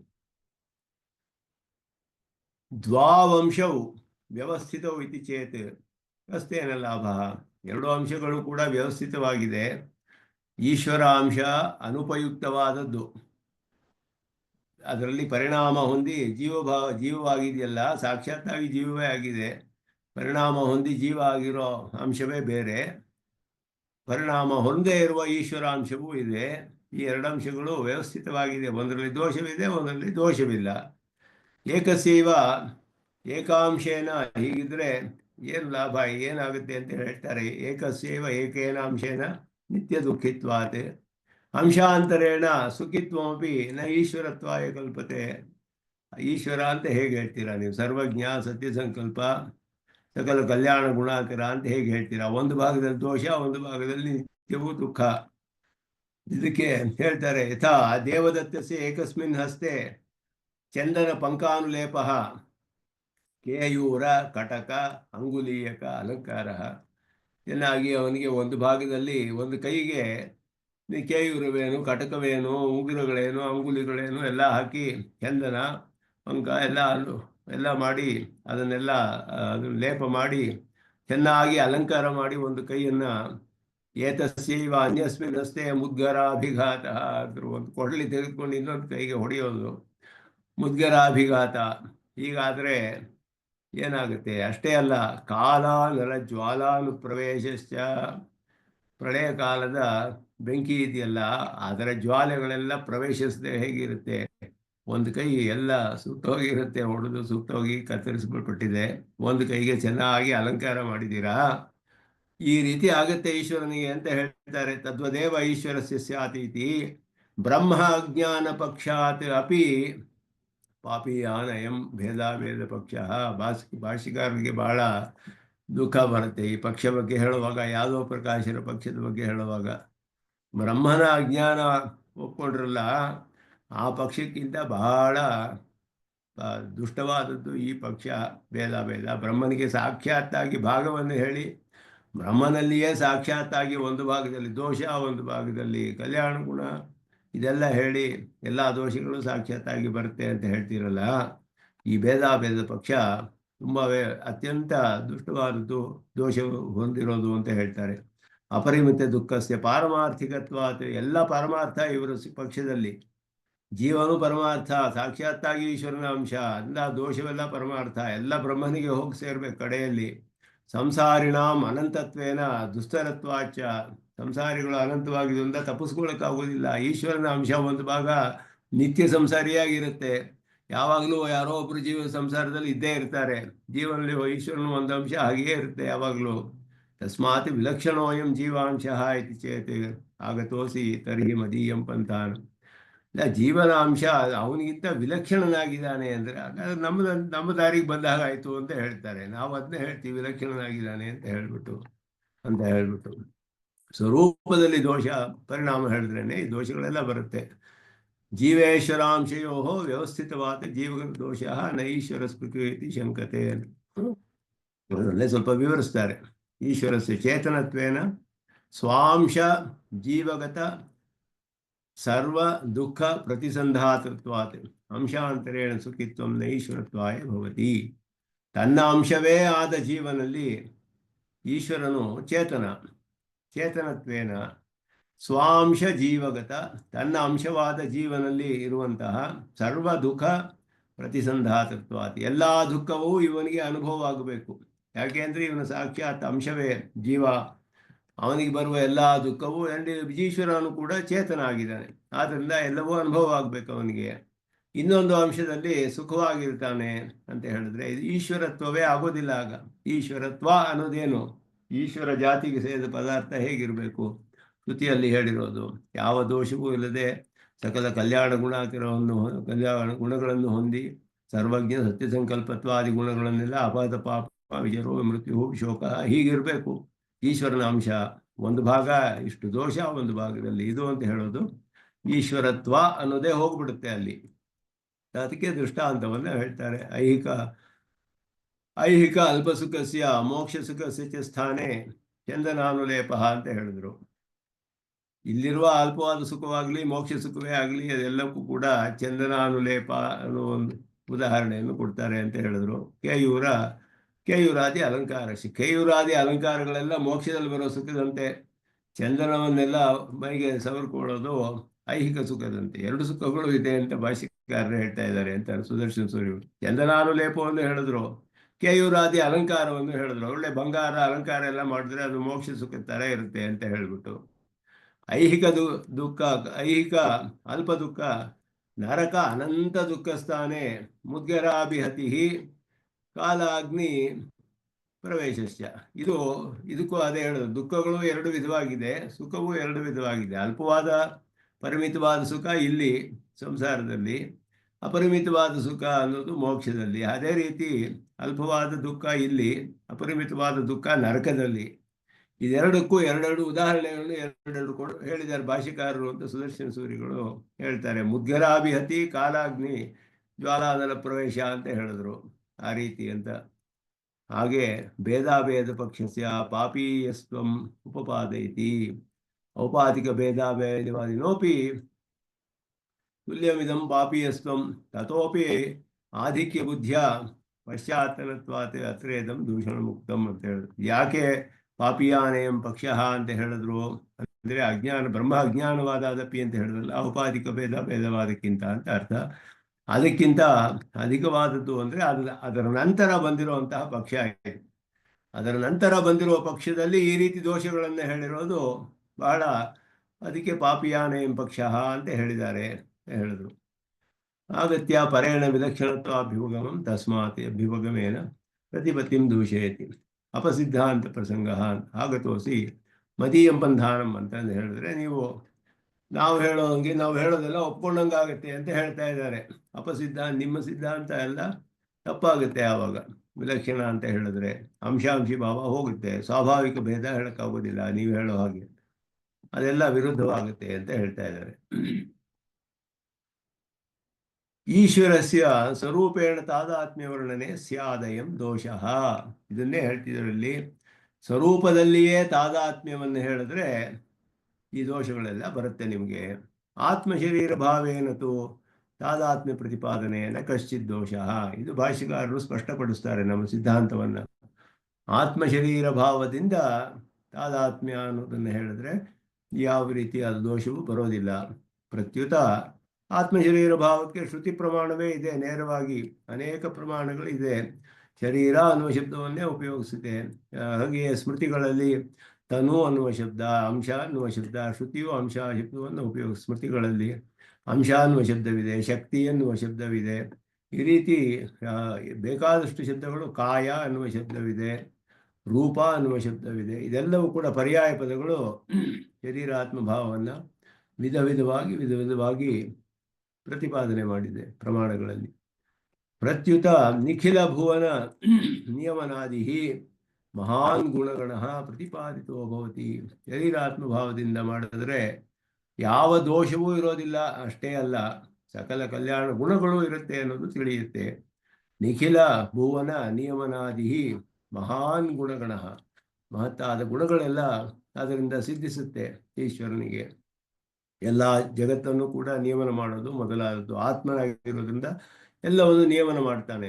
ಸಾಮಾನಾಧಿಕರಣ್ಯಂತೆ ಮುಖ್ಯ ವೃತ್ತಂ. ಸಾಮಾನಾಧಿಕರಣ್ಯವು ಎಲ್ಲ ಪದಾರ್ಥಗಳನ್ನೇ ಮುಖ್ಯ ಅರ್ಥದಲ್ಲಿಯೇ ಕೂಡ ಹೇಳುವುದು ಸಾಧ್ಯವಾಗುತ್ತೆ ಹೇಳುದು. ಹೀಗೆ ನಮ್ಮ ಪಕ್ಷದಲ್ಲಿರುವ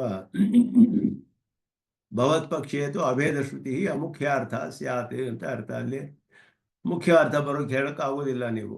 ಮುಖ್ಯಾರ್ಥ ಸ್ವೀಕಾರೆ ಉಕ್ತ ದೋಷ ಪಾತ ಸ್ಯಾತ್ ಅಂದರೆ ಅವ್ರು ಹೇಳ್ತಾರೆ, ನಿಮ್ಮ ಸಿದ್ಧಾಂತದಲ್ಲಿ ಮುಖ್ಯ ಭೇದವನ್ನು ಅಭೇದ ಶ್ರುತಿಗೆ ಮುಖ್ಯ ಅರ್ಥ ಹೇಗೆ ಹೇಳ್ತೀರಾ ಅದನ್ನು ಹೇಳಿದ್ರು. ಅದು ಸ್ವರೂಪದಿಂದ ಹೇಳಿದ್ರೆ ದೋಷವಾಗುತ್ತೆ. ಆತ್ಮಶರೀರ ಭಾವದಿಂದ ಹೇಳಿದ್ರೆ ಎಲ್ಲಕ್ಕೂ ಮುಖ್ಯ ಅರ್ಥ ಹೇಳ್ಬೋದು.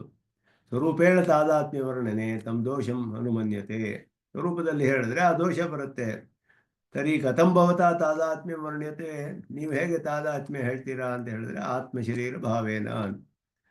ನ ಕೇವಲಂ ದೋಷ ಅಭಾವ ಮಂಗಳ ಗುಣಸಿದ್ಧಿ. ಗುಣಗಳು ಕೂಡ ಸಿದ್ಧಿಸುತ್ತೆ. ಎಲ್ಲವನ್ನೂ ಅಂತರ್ಯಾಮಿಯಾಗಿ ನಿಯಮನ ಮಾಡುವಂತಹ ಮಹತ್ತಾದ ಒಂದು ಗುಣ ಪರಮಾತ್ಮನಿಗೆ ಸಿದ್ಧಿಸುತ್ತೆ. ಅದರಿಂದ ಆದಿ ಎನ್ನುವ ಶಬ್ದದಿಂದ ಬೇರೆ ಎಲ್ಲ ಧಾರಕತ್ವ ಶೇಷತ್ವಾದಿ ಉಚ್ಯತೆ. ಶರೀರಕ್ಕೆ ಶರೀರ ಲಕ್ಷಣದಲ್ಲಿ ಬರುವಂತಹ ಧಾರಕತ್ವ ಶೇಷತ್ವ ನಿಯಮನತ್ವದ ಜೊತೆಗೆ ಧಾರಕತ್ವ ಶೇಷತ್ವ ಅನ್ನುವ ಸಂಬಂಧವು ಸಿದ್ಧಿಸುತ್ತೆ. ತರ್ಹಿ ಅಮುಖ್ಯಿಕ್ತಂ ಚಾರಿತ್ರ ಸಾಮಾನಾಧಿಕರಣ್ಯಂ. ಸಾಮಾನಾಧಿಕರಣ್ಯವು ಮುಖ್ಯಾರ್ಥದಲ್ಲಿಯೇ ಬರುತ್ತೆ. ಅದನ್ನು ನಾವು ವೈಯಾಕರಣರು ಹೇಳಿರುವ ರೀತಿಯಲ್ಲಿ ಸ್ವೀಕಾರ ಮಾಡಿದ್ದೀವಿ ಅನ್ನೋದನ್ನು ಸ್ಪಷ್ಟಪಡಿಸ್ತಾರೆ.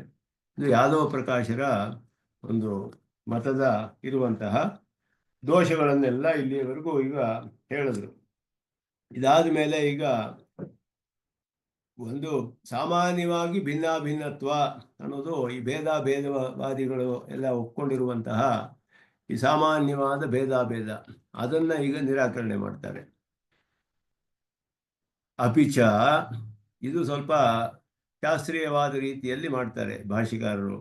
ಅಪಿಚ ಏಕಸ್ಯ ವಸ್ತುನಃ ಈ ಭಿನ್ನಾಭಿನ್ನತ್ವ ವಿರುದ್ಧತ್ವಾತ್ ನ ಸಂಭವತಿ ಇತಿ ಉಕ್ತಂ.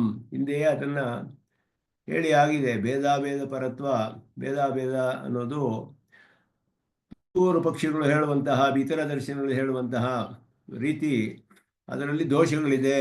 ಅದು ಪರಸ್ಪರ ವಿರೋಧವಾಗುತ್ತೆ. ಏಕಕಾಲದಲ್ಲಿ ಭೇದವೂ ಅಭೇದವೂ ಒಂದೇ ಪದಾರ್ಥದಲ್ಲಿ ಇರಕ್ಕೆ ಸಾಧ್ಯವಿಲ್ಲ. ಅದನ್ನು ಹಿಂದೆಯೇ ಹೇಳಾಗಿದೆ ಅಂತ ಹೇಳಿದ್ರು. ಅದು ಹೇಗೆ ಅಂದರೆ ಘಟಸ್ಯ ಪಟಾದ ಭಿನ್ನತ್ವೇ ಸತಿ ತಸ್ಮಿನ್ ಅಭಾವ. ಘಟವು ಪಟಕ್ಕಿಂತ ಬೇರೆಯಾಗಿದ್ದರೆ ಘಟದಲ್ಲಿ ಪಟದ ಅಭಾವವಿರುತ್ತೆ. ಪಟ ಇರೋದಿಲ್ಲ. ಪಟ ಅಂದರೆ ಬಟ್ಟೆ. ಘಟದಲ್ಲಿ ಪಟ ಇರೋದಿಲ್ಲ. ಎರಡು ಭೇದವಾಗಿದ್ದರೆ ಒಂದರಲ್ಲಿ ಇನ್ನೊಂದರ ಅಭಾವವಿರಬೇಕು. ತಸ್ಮಿನ್ ಅಭಾವ ಅಭಿನ್ನತ್ವೇ ಸತಿ ತಸ್ಯ ಚ ಭಾವ. ಅಭಿನ್ನ ಘಟವು ಪಟವು ಅಭಿನ್ನ ಅಂದರೆ ಪಟದ ಭಾವವು ಘಟದಲ್ಲಿ ಇರಬೇಕು, ಪಟವು ಘಟದಲ್ಲಿ ಇರಬೇಕು. ಆವಾಗ ಅದು ಭಾವ ಅಂತ ಹೇಳಿದ್ರೆ ಇರೋದು ಅಂತ ಅರ್ಥ. ಬೀಯಿಂಗ್ ಎಕ್ಸಿಸ್ಟೆನ್ಸ್ ಅಂತ ಅರ್ಥ. ಅಭಾವ ಅಂದರೆ ಇಲ್ಲದೆ ಇರೋದು, ಆಬ್ಸೆನ್ಸು. ಇದು ಪ್ರೆಸೆನ್ಸು. ಘಟ ಪಟ ಎರಡು ಒಂದೇ, ಅಭಿನ್ನ ಅಂತ ಹೇಳಿದ್ರೆ ಅದರಲ್ಲಿ ಒಂದರಲ್ಲಿ ಇರಬೇಕು. ಆವಾಗ ಇಲ್ಲ ಭಿನ್ನ ಅಂತ ಹೇಳಿದ್ರೆ ಪಟಕ್ಕಿಂತ ಭಿನ್ನವಾದದ್ದು ಅಂದರೆ ಪಟವು ಘಟದಲ್ಲಿ ಇಲ್ಲ ಅನ್ನೋ ತಿಳಿಯುತ್ತೆ. ಅದು ಏಕಸ್ಮಿನ್ ಕಾಲೇ ಚ ಏಕಸ್ಮಿನ್ ದೇಶೇ ಚ ಏಕಸ್ಯ ಹಿ ಪದಾರ್ಥಸ್ಯ ಯುಗಪತಿ ಸದ್ಭಾವ ಅಸದ್ಭಾವಶ್ಚ ವಿರುದ್ಧ. ಇದು ಬಹಳ ಮುಖ್ಯವಾದ ವಾಕ್ಯ. ಒಂದೇ ಕಾಲದಲ್ಲಿ ಒಂದೇ ದೇಶದಲ್ಲಿ ಎರಡೂ ಮುಖ್ಯ ಇಲ್ಲಿ. ಅವರು ಕೊಡೋ ಪೂರ್ವಪಕ್ಷಿ ಉದಾಹರಣೆಗಳು ಕೊಡೋದಕ್ಕೆಲ್ಲ ಇದು ಉತ್ತರ ಕೊಡುತ್ತೆ. ಅವರು ಹೇಳಿದ್ರು, ಅದ್ವೈತದಲ್ಲಿ ಹೇಳ್ತಾರೆ, ಸೋಯಂ ದೇವದತ್ತ ಅಂತ ಹೇಳಿಬಿಟ್ಟು. ಮೊನ್ನೆ ದೇವದತ್ತನ ನೋಡಿದ್ನಲ್ಲ, ಆ ದೇವದತ್ತನೇ ಇವನು. ಸಹ ಅಯಂ ದೇವದತ್ತ. ಸಹ ಅಯಂ ಅಂದಾಗ ದೇವದತ್ತ ಒಬ್ಬನೇ ತಾನೇ. ಐಕ್ಯ ಬಂತಲ್ಲ ಸಮಾನಾಧಿಕರಣಿಯಲ್ಲಿ.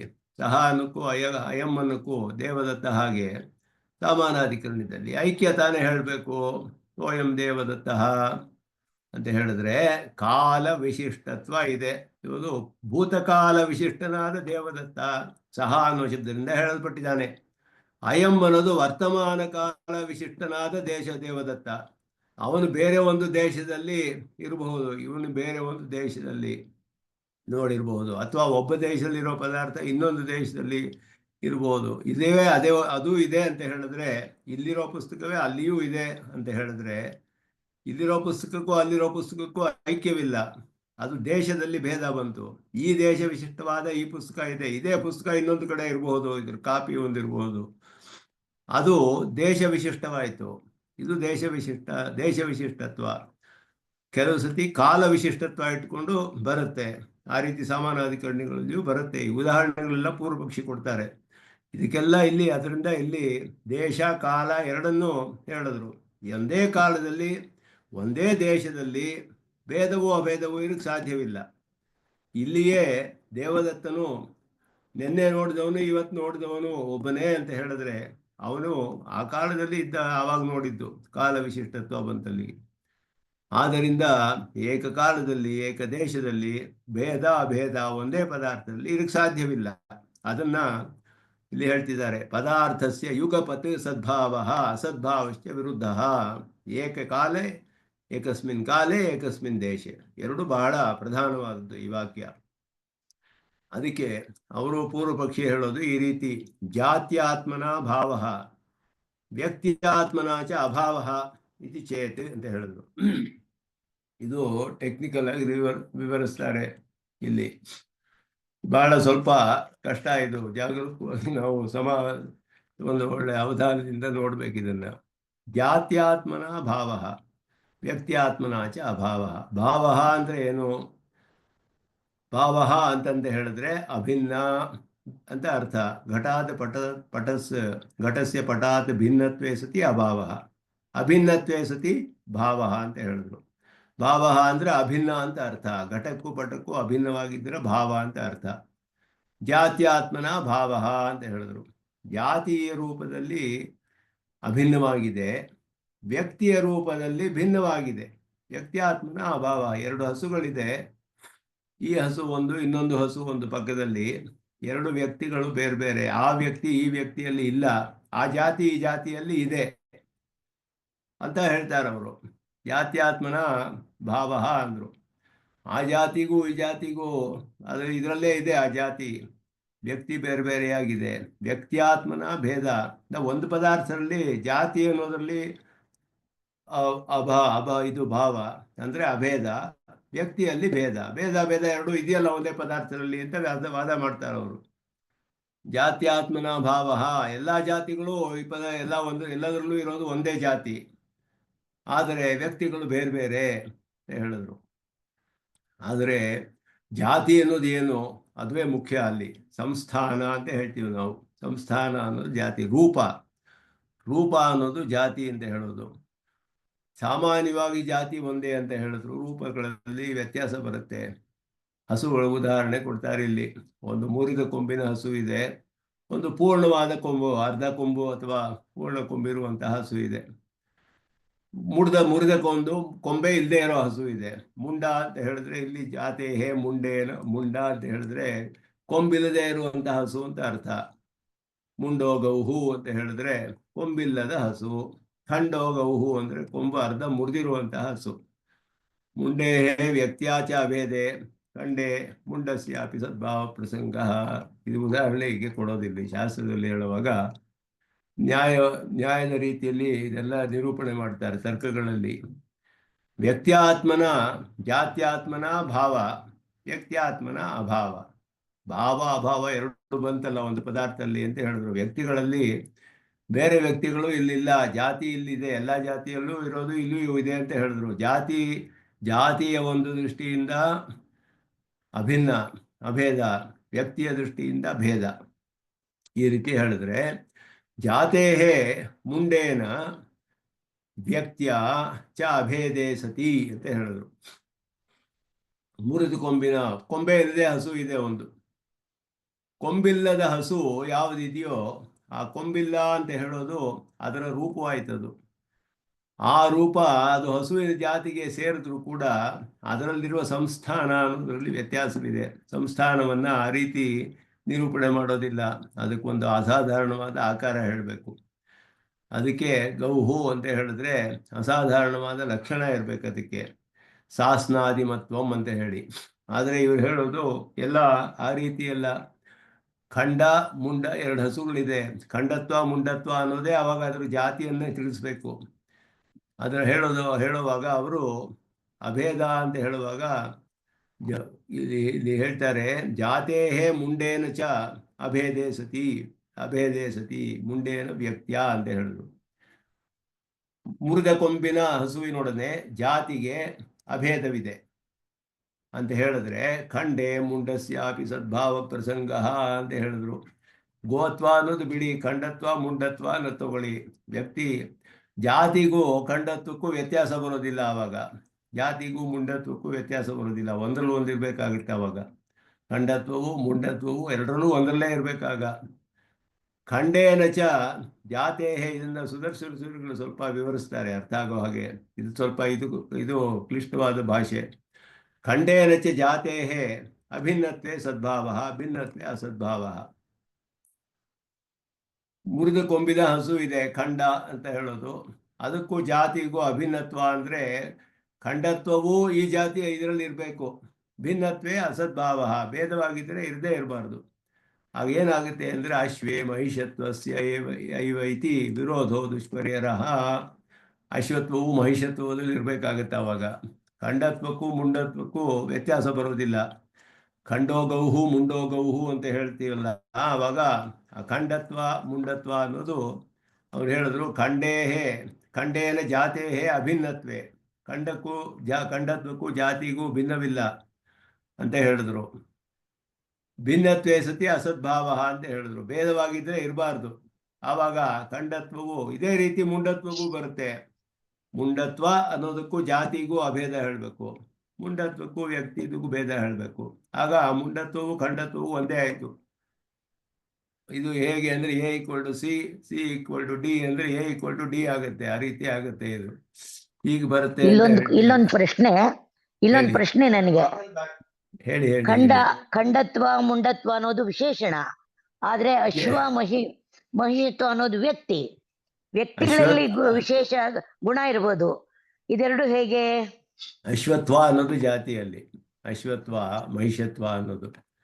ಅಶ್ವೇ ಮಹಿಷತ್ವಸ್ಯ ಇದು ಹೇಳಿದಾರಲ್ಲ, ಮಹಿಷತ್ವ ಅನ್ನೋದು ಅಶ್ವದಲ್ಲಿ ಇರ್ಬೇಕಾಗುತ್ತೆ. ಅವಾಗ ಅದೇ ಮಹಿಷತ್ವ ಅನ್ನೋದು ಗುಣ ಅಂತ ತಗೊಂಡು. ಹೌದೌದು, ಖಂಡತ್ವ ಅನ್ನೋದೇ ವ್ಯಕ್ತಿ ಅಲ್ವಲ್ಲ. ಇವಾಗ ಖಂಡೋಗೌಹು ಅನ್ನುವಾಗ ಖಂಡತ್ವ ಅನ್ನೋದು ಏನು, ಆ ವ್ಯಕ್ತಿಯನ್ನು ಮಾಡುತ್ತೆ, ಆ ವ್ಯಕ್ತಿಯನ್ನು ಬೇರೆ ಮಾಡುತ್ತೆ.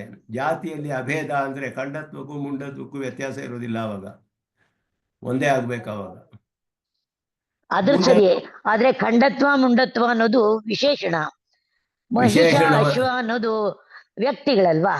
ಅಶ್ವತ್ವ ಮಹಿಷತ್ವವು ಅಶ್ವದಲ್ಲಿರ್ಬೇಕು. ಅವಾಗ ಖಂಡತ್ವ ಹೇಗೆ ಮುಂಡವಾದ ಗೌನಲ್ಲಿರುತ್ತೋ, ಮಹಿಷತ್ವ ಅನ್ನೋದು ಅಶ್ವದಲ್ಲಿರುತ್ತೆ, ಅಶ್ವತ್ವ ಅನ್ನೋದು ಮಹಿಷದಲ್ಲಿರುತ್ತೆ. ಹಾಗೆ ಮಹಿಷತ್ವಸ್ಯ ಇದು ಹೇಳಿರುವಾಗ ಇತ್ವ ಸೇರಿಸಿದ್ದಾರೆ ಇಲ್ಲಿ, ಜಾತಿಯನ್ನು. ಮಹಿಷ ಅಲ್ಲ, ಮಹಿಷತ್ವ. ಮಹಿಷತ್ವಸ್ಯ ಅಶ್ವೇ ಮಹಿಷತ್ವಂ ಅಂತ ಹೇಳಿದ್ರೆ ಮಹಿಷದ ಜಾತಿ ಅಶ್ವದಲ್ಲಿ ಇರ್ಬೇಕಾಗುತ್ತೆ ಅವಾಗ ಅಂತ ಅರ್ಥ. ಖಂಡತ್ವವು ಮುಂಡತ್ವದಲ್ಲಿ ಇದು ಉದಾಹರಣೆ. ಈ ಉದಾಹರಣೆ ಕೊಡುವಾಗ ದೃಷ್ಟಾಂತದಲ್ಲಿ ಬೇರೆದು ಹೀಗೆ ಯಾಕೆ ಹೇಳಕ್ಕಾಗಲ್ಲ ಅಂತ ಅರ್ಥ. ಅಂದ್ರೆ ಅದು ಹೇಳ್ಬೋದಲ್ಲ, ಈ ತರ ನೀವು ಹೇಳ್ಬೋದು. ಹಾಗೆ ಆ ರೀತಿ ಹೇಳ್ತಾರೆ. ಅದನ್ನ ಇಲ್ಲಿ ವಿವರಿಸ್ತಾರೆ ಸ್ವಲ್ಪ ಇವರು ಇದರಲ್ಲಿ. ಶ್ರುತೇಃ ಜೀವಬ್ರಹ್ಮಣೋ ಭೇದಾಭೇದಪರತ್ವಂ ದೂಷಿತಂ. ಇದಾನೀಂ ಸಾಮಾನ್ಯೇನ ಸರ್ವಸ್ಯ ವಸ್ತುನಃ ಭಿನ್ನಾಭಿನ್ನತ್ವಂ ನಿರಸ್ಯತಿ ಅಂತ ಹೇಳಿದ್ರು. ಜೀವ ಬ್ರಹ್ಮರಲ್ಲಿ ಭೇದಾಭೇದ ಪರತ್ವ ಶ್ರುತಿಯಿಂದ ಅದನ್ನ ಹೇಗೆ ಅದರಲ್ಲಿ ಎರಡಕ್ಕೂ ನೀವು ಸಮನ್ವಿತವಾದ ಅರ್ಥ ಹೇಳ್ಬೋದು ಅನ್ನೋದನ್ನ ಪರಿಹಾರ ಮಾಡಿದ್ರು ಅವರ ಪೂರ್ವ ಪಕ್ಷದಲ್ಲಿ ದೋಷವನ್ನು ಹೇಳಿ. ಈಗ ಸಾಮಾನ್ಯವಾಗಿ ಸರ್ವಸ್ಯ ವಸ್ತುನಃ ಭಿನ್ನಾಭಿನ್ನತ್ವ, ಎಲ್ಲ ಪದಾರ್ಥಗಳು ಭೇದಾಭೇದಗಳನ್ನು ಹೇಗೆ ಅವರು ಪೂರ್ವ ಪಕ್ಷಿ ನಿರೂಪಣೆ ಮಾಡುವ ರೀತಿ ಸರಿ ಇಲ್ಲ ಅನ್ನೋದನ್ನು ಹೇಳ್ತಾ ಇದ್ದಾರೆ. ನಿರ್ವಿಶೇಷ ವಸ್ತು ನಿರಾಸೆ ಪ್ರಸಂಗಾತ್ ಉಕ್ತಂ ಅಂತ ಹಿಂದೆ ನಿರ್ವಿಶೇಷ ವಸ್ತು ನಿರಾಸೆ ಮಾಡುವಾಗ ಈ ಭೇದಾಭೇದವು ಹೇಳಲ್ಪಟ್ಟಿದೆ ಅಂತ ಹಿಂದೆ ಒಂದು ಸತಿ ಬಂತು. ಅದು ಸ್ವಲ್ಪ ತತ್ರ ವಿರುದ್ಧತ್ವ ಹೇತೋ ಸಿದ್ಧವತ್ಕಾರೇಣ ಅಸಂಭವ. ವಿರುದ್ಧ ಅನ್ನೋದು ಆಗಲೇ ಅಲ್ಲಿ ಹಿಂದೆ ಸಿದ್ಧವಾಗಿಬಿಟ್ಟಿದೆ, ಭೇದಾಭೇದ ಈ ಕಾಲದಲ್ಲಿ ಹೇಳಕ್ಕಾಗೋದಿಲ್ಲ ಅನ್ನೋದು ಹಿಂದೆ ನಿರೂಪಣೆ ಮಾಡಿದ್ದಾರೆ. ಅದರಿಂದ ಅಸಂಭವ ಅಂತ ಹೇಳಿದ್ರು ಇಲ್ಲಿ. ಈಗ ತದೇವ ವಿರುದ್ಧತ್ವಂ ಕಥಂ ಅಂತ ಹೇಳಿ ಹೇಗೆ ಆ ವಿರುದ್ಧವಾಗಿರುತ್ತೆ, ಭೇದಾಭೇದ ಹೇಗೆ ವಿರೋಧ ಬರುತ್ತೆ ಅನ್ನೋದನ್ನ ಇಲ್ಲಿ ವಿಚಾರ ಮಾಡ್ತಾ ಇದ್ದಾರೆ. ಘಟಸ್ಯ ಪಟಾದ್ ಭಿನ್ನತ್ವಂ ನಾಮ ತಸ್ಯ ತತ್ರ ಅಭಾವಃ, ಅಭಿನ್ನತ್ವಂ ನಾಮ ತಸ್ಯ ತಸ್ಯ ಭಾವಃ ಇತಿ. ಅದರಿಂದ ಏನಾಗುತ್ತೆ ಅಂದ್ರೆ ಆಕಾರ ಭೇದಾತ್ ಅವಿರೋಧಂ ಶಂಕತೆ ಜಾತ್ಯ ಇತಿ. ಆಕಾರ ಭೇದದಿಂದಲೂ ವಿರೋಧವಿರಬಾರ್ದು ಅಂತ ಅರ್ಥ. ಜಾತಿಂ ಅಭ್ಯುಪಗಚ್ಚದ್ಭಿ ಅಭಿಮತ ಭೇದಾಭೇದ ದೂಷಣೇನ. ಯಾರು ಜಾತಿಯನ್ನು ಒಪ್ಕೊಳ್ತಾರೋ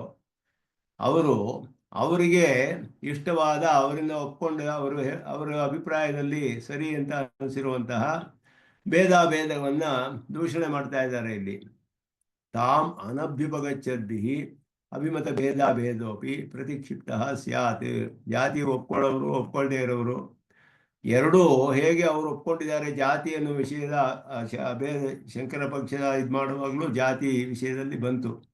ಅಲ್ಲಿ ಹೇಗೆ ಹೇಳ್ತೀರಾ ಅಂತ ಹೇಳಿಬಿಟ್ಟು ಅದನ್ನು ವಿಸ್ತಾರವಾಗಿ ಜಿಜ್ಞಾಸಾಧಿಕರಣದಲ್ಲಿ ನಿರೂಪಣೆ ಮಾಡಿದ್ದಾರೆ. ಅದರಲ್ಲಿ ಜಾತಿ ಅನ್ನೋದು ಅದು ವಿಶಿಷ್ಟವಾಗಿಯೇ ಗೊತ್ತಾಗುತ್ತೆ ನಮಗೆ, ಆದ್ದರಿಂದ ಅದು ಬೇರೆಯಾಗಿ ತಿಳಿಯೋದಿಲ್ಲ. ಅದ್ರ ಬಗ್ಗೆ ಅನೇಕ ವಿಚಾರಗಳು ಇಲ್ಲಿಯೂ ಬರುತ್ತೆ. ಈಗ ಸ್ವಲ್ಪ ಸಹೋಪಲಂಬ ನಿಯಮ ಅಂತ ಹೇಳಿ ಬೌದ್ಧರು ಹೇಳೋದು ಅದೆಲ್ಲ ಬರುತ್ತೆ ಇಲ್ಲಿ. ಏಕಕಾಲದಲ್ಲಿ ತಿಳಿಯುತ್ತೆ ಎರಡು ಅಂತ ಹೇಳ್ಬಿಟ್ಟು ಸಹ ಉಪಲಂಬಿ ಅಂತ ತಿಳಿಯೋದು ಅಂತ ಅರ್ಥ. ಸಹೋಪಲಂಬ ನಿಯಮ ಇಲ್ಲಿ ವಿಚಾರ ಮಾಡ್ತಾರೆ ಮುಂದೆ. ಅದನ್ನ ಈ ವಿಚಾರ ಸ್ವಲ್ಪ ವಿಸ್ತಾರ ಮಾಡ್ತಾರೆ ಇದರಲ್ಲಿ. ಜಾತ್ಯಾತ್ಮನ ಜಾತಿ ವ್ಯಕ್ತಿಯೋ ಕಿಂ ಅಭಿನ್ನತ್ವಂ ಕುತ ಭಿನ್ನತ್ವಂ ಕುತ ಭಿನ್ನಾಭಿನ್ನತ್ವಂ. ಈ ಮೂರು ವಿಕಲ್ಪಗಳು. ಅಭಿನ್ನತ್ವ ಪಕ್ಷೆ ದೂಷಣಮಾಹ ಜಾತೇ. ಜಾತಿಗೂ ವ್ಯಕ್ತಿಯು ಅಭಿನ್ನವೇ ಭಿನ್ನವೇ ಇಲ್ಲ ಭಿನ್ನಾಭಿನ್ನವೇ ಅಂತ ಅರ್ಥ. ಜಾತಿ ವ್ಯಕ್ತಿಯೋ ಅಭೇದಶ್ಚೇತ್, ಅಭೇದ ಅಂತ ಹೇಳಿದ್ರೆ ಖಂಡ ಮುಂಡ ವ್ಯಕ್ತಿ ದ್ವಯೇನ ಜಾತೇ ಅಭೇದಾತ್ ಖಂಡಸ್ಯ ಮುಂಡತ್ವ ಪ್ರಸಂಗ. ಇದು ಸುಲಭವಾಗಿ ಇಲ್ಲಿ ಹೇಳ್ತಾ ಇದ್ದಾರೆ. ಎರಡು ವ್ಯಕ್ತಿಗಳಲ್ಲಿಯೂ ಕೂಡ ಜಾತಿಯಲ್ಲಿ ಭೇದವೇ ಇಲ್ಲದೆ ಇರೋದ್ರಿಂದ ಒಂದರಲ್ಲೂ ಒಂದಿರಬೇಕಾಗುತ್ತೆ. ತತ್ರ ಭಿನ್ನತ್ವ ಪಕ್ಷೆ ವ್ಯಕ್ತಿಗತೋ ಭೇದ ಜಾತಿಗತಶ್ಚ ಅಭೇದ ಇತಿ ನ ಏಕಸ್ಯ ದ್ವ್ಯಾತ್ಮಕತಾ ಇತಿ ದೂಷಣಸ್ಯ ಸ್ಪಷ್ಟತ್ವಾತ್ ತದನುಕ್ತಂ ಅಂತ ಹೇಳಿದ್ರು. ಎರಡು ದ್ವ್ಯಾತ್ಮಕತಾ ಬರೋದಿಲ್ಲ. ಭಿನ್ನ ಅಂತ ಹೇಳ್ಬಿಟ್ರೆ ಜಾತಿ ವ್ಯಕ್ತಿಯು ಭೇದ ಅಂತ ಹೇಳ್ಬಿಟ್ರೆ ವ್ಯಕ್ತಿಗತವಾದ ಭಿನ್ನತ್ವ ಪಕ್ಷೆ ವ್ಯಕ್ತಿಗತೋ ಭೇದ ಜಾತಿಗತಶ್ಚ ಅಭೇದ. ಒಂದೇ ವಸ್ತುವಿನಲ್ಲಿ ಎರಡು ಹೇಳಕ್ಕಾಗೋದಿಲ್ಲ, ಭೇದ ಅಂತ ಹೇಳಕ್ಕಾಗೋದಿಲ್ಲ. ಆ ಜಾತಿಯು ಈ ಜಾತಿಯಲ್ಲಿ ಇದೆ ಅಂತ ಹೇಳಕ್ಕಾಗಲ್ಲ. ವ್ಯಕ್ತಿಗತವಾಗಿ ಭೇದವಿರಬೇಕು ಅದರಲ್ಲಿ. ಆದರೆ ಒಂದೇ ಜಾತಿಗೆ ಸೇರಿದ ಅನೇಕ ಪದಾರ್ಥಗಳು ಇರ್ಬೋದು, ಆದರೆ ವ್ಯಕ್ತಿಗಳಲ್ಲಿ ಭೇದವಿದೆ ಸ್ಪಷ್ಟವಾಗಿ. ಅದು ಭಿನ್ನಾಭಿನ್ನತ್ವ ಪಕ್ಷದಲ್ಲಿ ಖಂಡೇನ ಮುಂಡೇನ ಇದೆಲ್ಲ ಅದುವೇ. ಜಾತೇ ಮುಂಡಸ್ಯ ಚ ಅಭೇದಾತ್ ಖಂಡಸ್ಯ ಮುಂಡತ್ವ ಪ್ರಸಂಗ. ಜಾತಿಗೂ ಮುಂಡಕ್ಕೂ ಅಭೇದ ಅಂತ ಹೇಳಿಬಿಟ್ರೆ ಅವರು ಮುಂಡತ್ವವೇ ಜಾತಿ, ಆದ್ದರಿಂದ ಖಂಡತ್ವ ಮುಂಡತ್ವಕ್ಕೂ ಖಂಡಸ್ಯ ಮುಂಡತ್ವ ಪ್ರಸಂಗ. ಮುಂಡತ್ವ ಅನ್ನೋ ಜಾತಿ ಬಂದುಬಿಡುತ್ತೆ ಆಗ. ಅದರಿಂದ ಇಲ್ಲಿ ಜಾತಿ ಅದರಲ್ಲಿ ಭೇದ ಅಂತ ಹೇಳಿದ್ರೆ ಹೇಗೆ ನಿರೂಪಣೆ ಮಾಡಿ ಮುಂದೆ ಭಾಷೆಕಾರರು ಹೇಳ್ತಾರೆ. ಇಲ್ಲಿ ಜಾತಿಯನ್ನು ನಾವು ಹೇಗೆ ಹೇಳ್ತೀವಿ, ನಮ್ಮಲ್ಲಿ ಹೇಗೆ ಅದು ದೋಷವಿಲ್ಲ ಅದರಲ್ಲಿ ಅನ್ನೋದನ್ನೆಲ್ಲ ಮುಂದೆ ತಿಳಿಸ್ತಾರೆ. ಅದನ್ನು ಇದು ಸ್ವಲ್ಪ ವಿಸ್ತಾರವಾಗಿ ಬರುತ್ತೆ, ಮುಂದೆ ಬೇಕಾದಷ್ಟು ವಿಚಾರ ಮಾಡ್ತಾರೆ ಈ ವಿಷಯವನ್ನು. ಅದನ್ನು ಮುಂದೆ ಅನುಸಂಧಾನ ಮಾಡೋಣ ಹೇಳಿ ನಿಲ್ಲಿಸ್ಕೊಳ್ತೇನೆ. ನಿತ್ಯಮಚ್ಯುತ ಪದಾಂ ಜೈಮನುಕ್ಮವ್ಯಾಮೋ ಹತಸ್ತರಿಪಿರಾಣಿ ನಾಯಮೇನೆ अस्मद्गुरोर्भगवतोऽस्य सिन्धो रामानुजस्य शरणं प्रपद्ये। ओम श्री कृष्णार्पणमस्तु।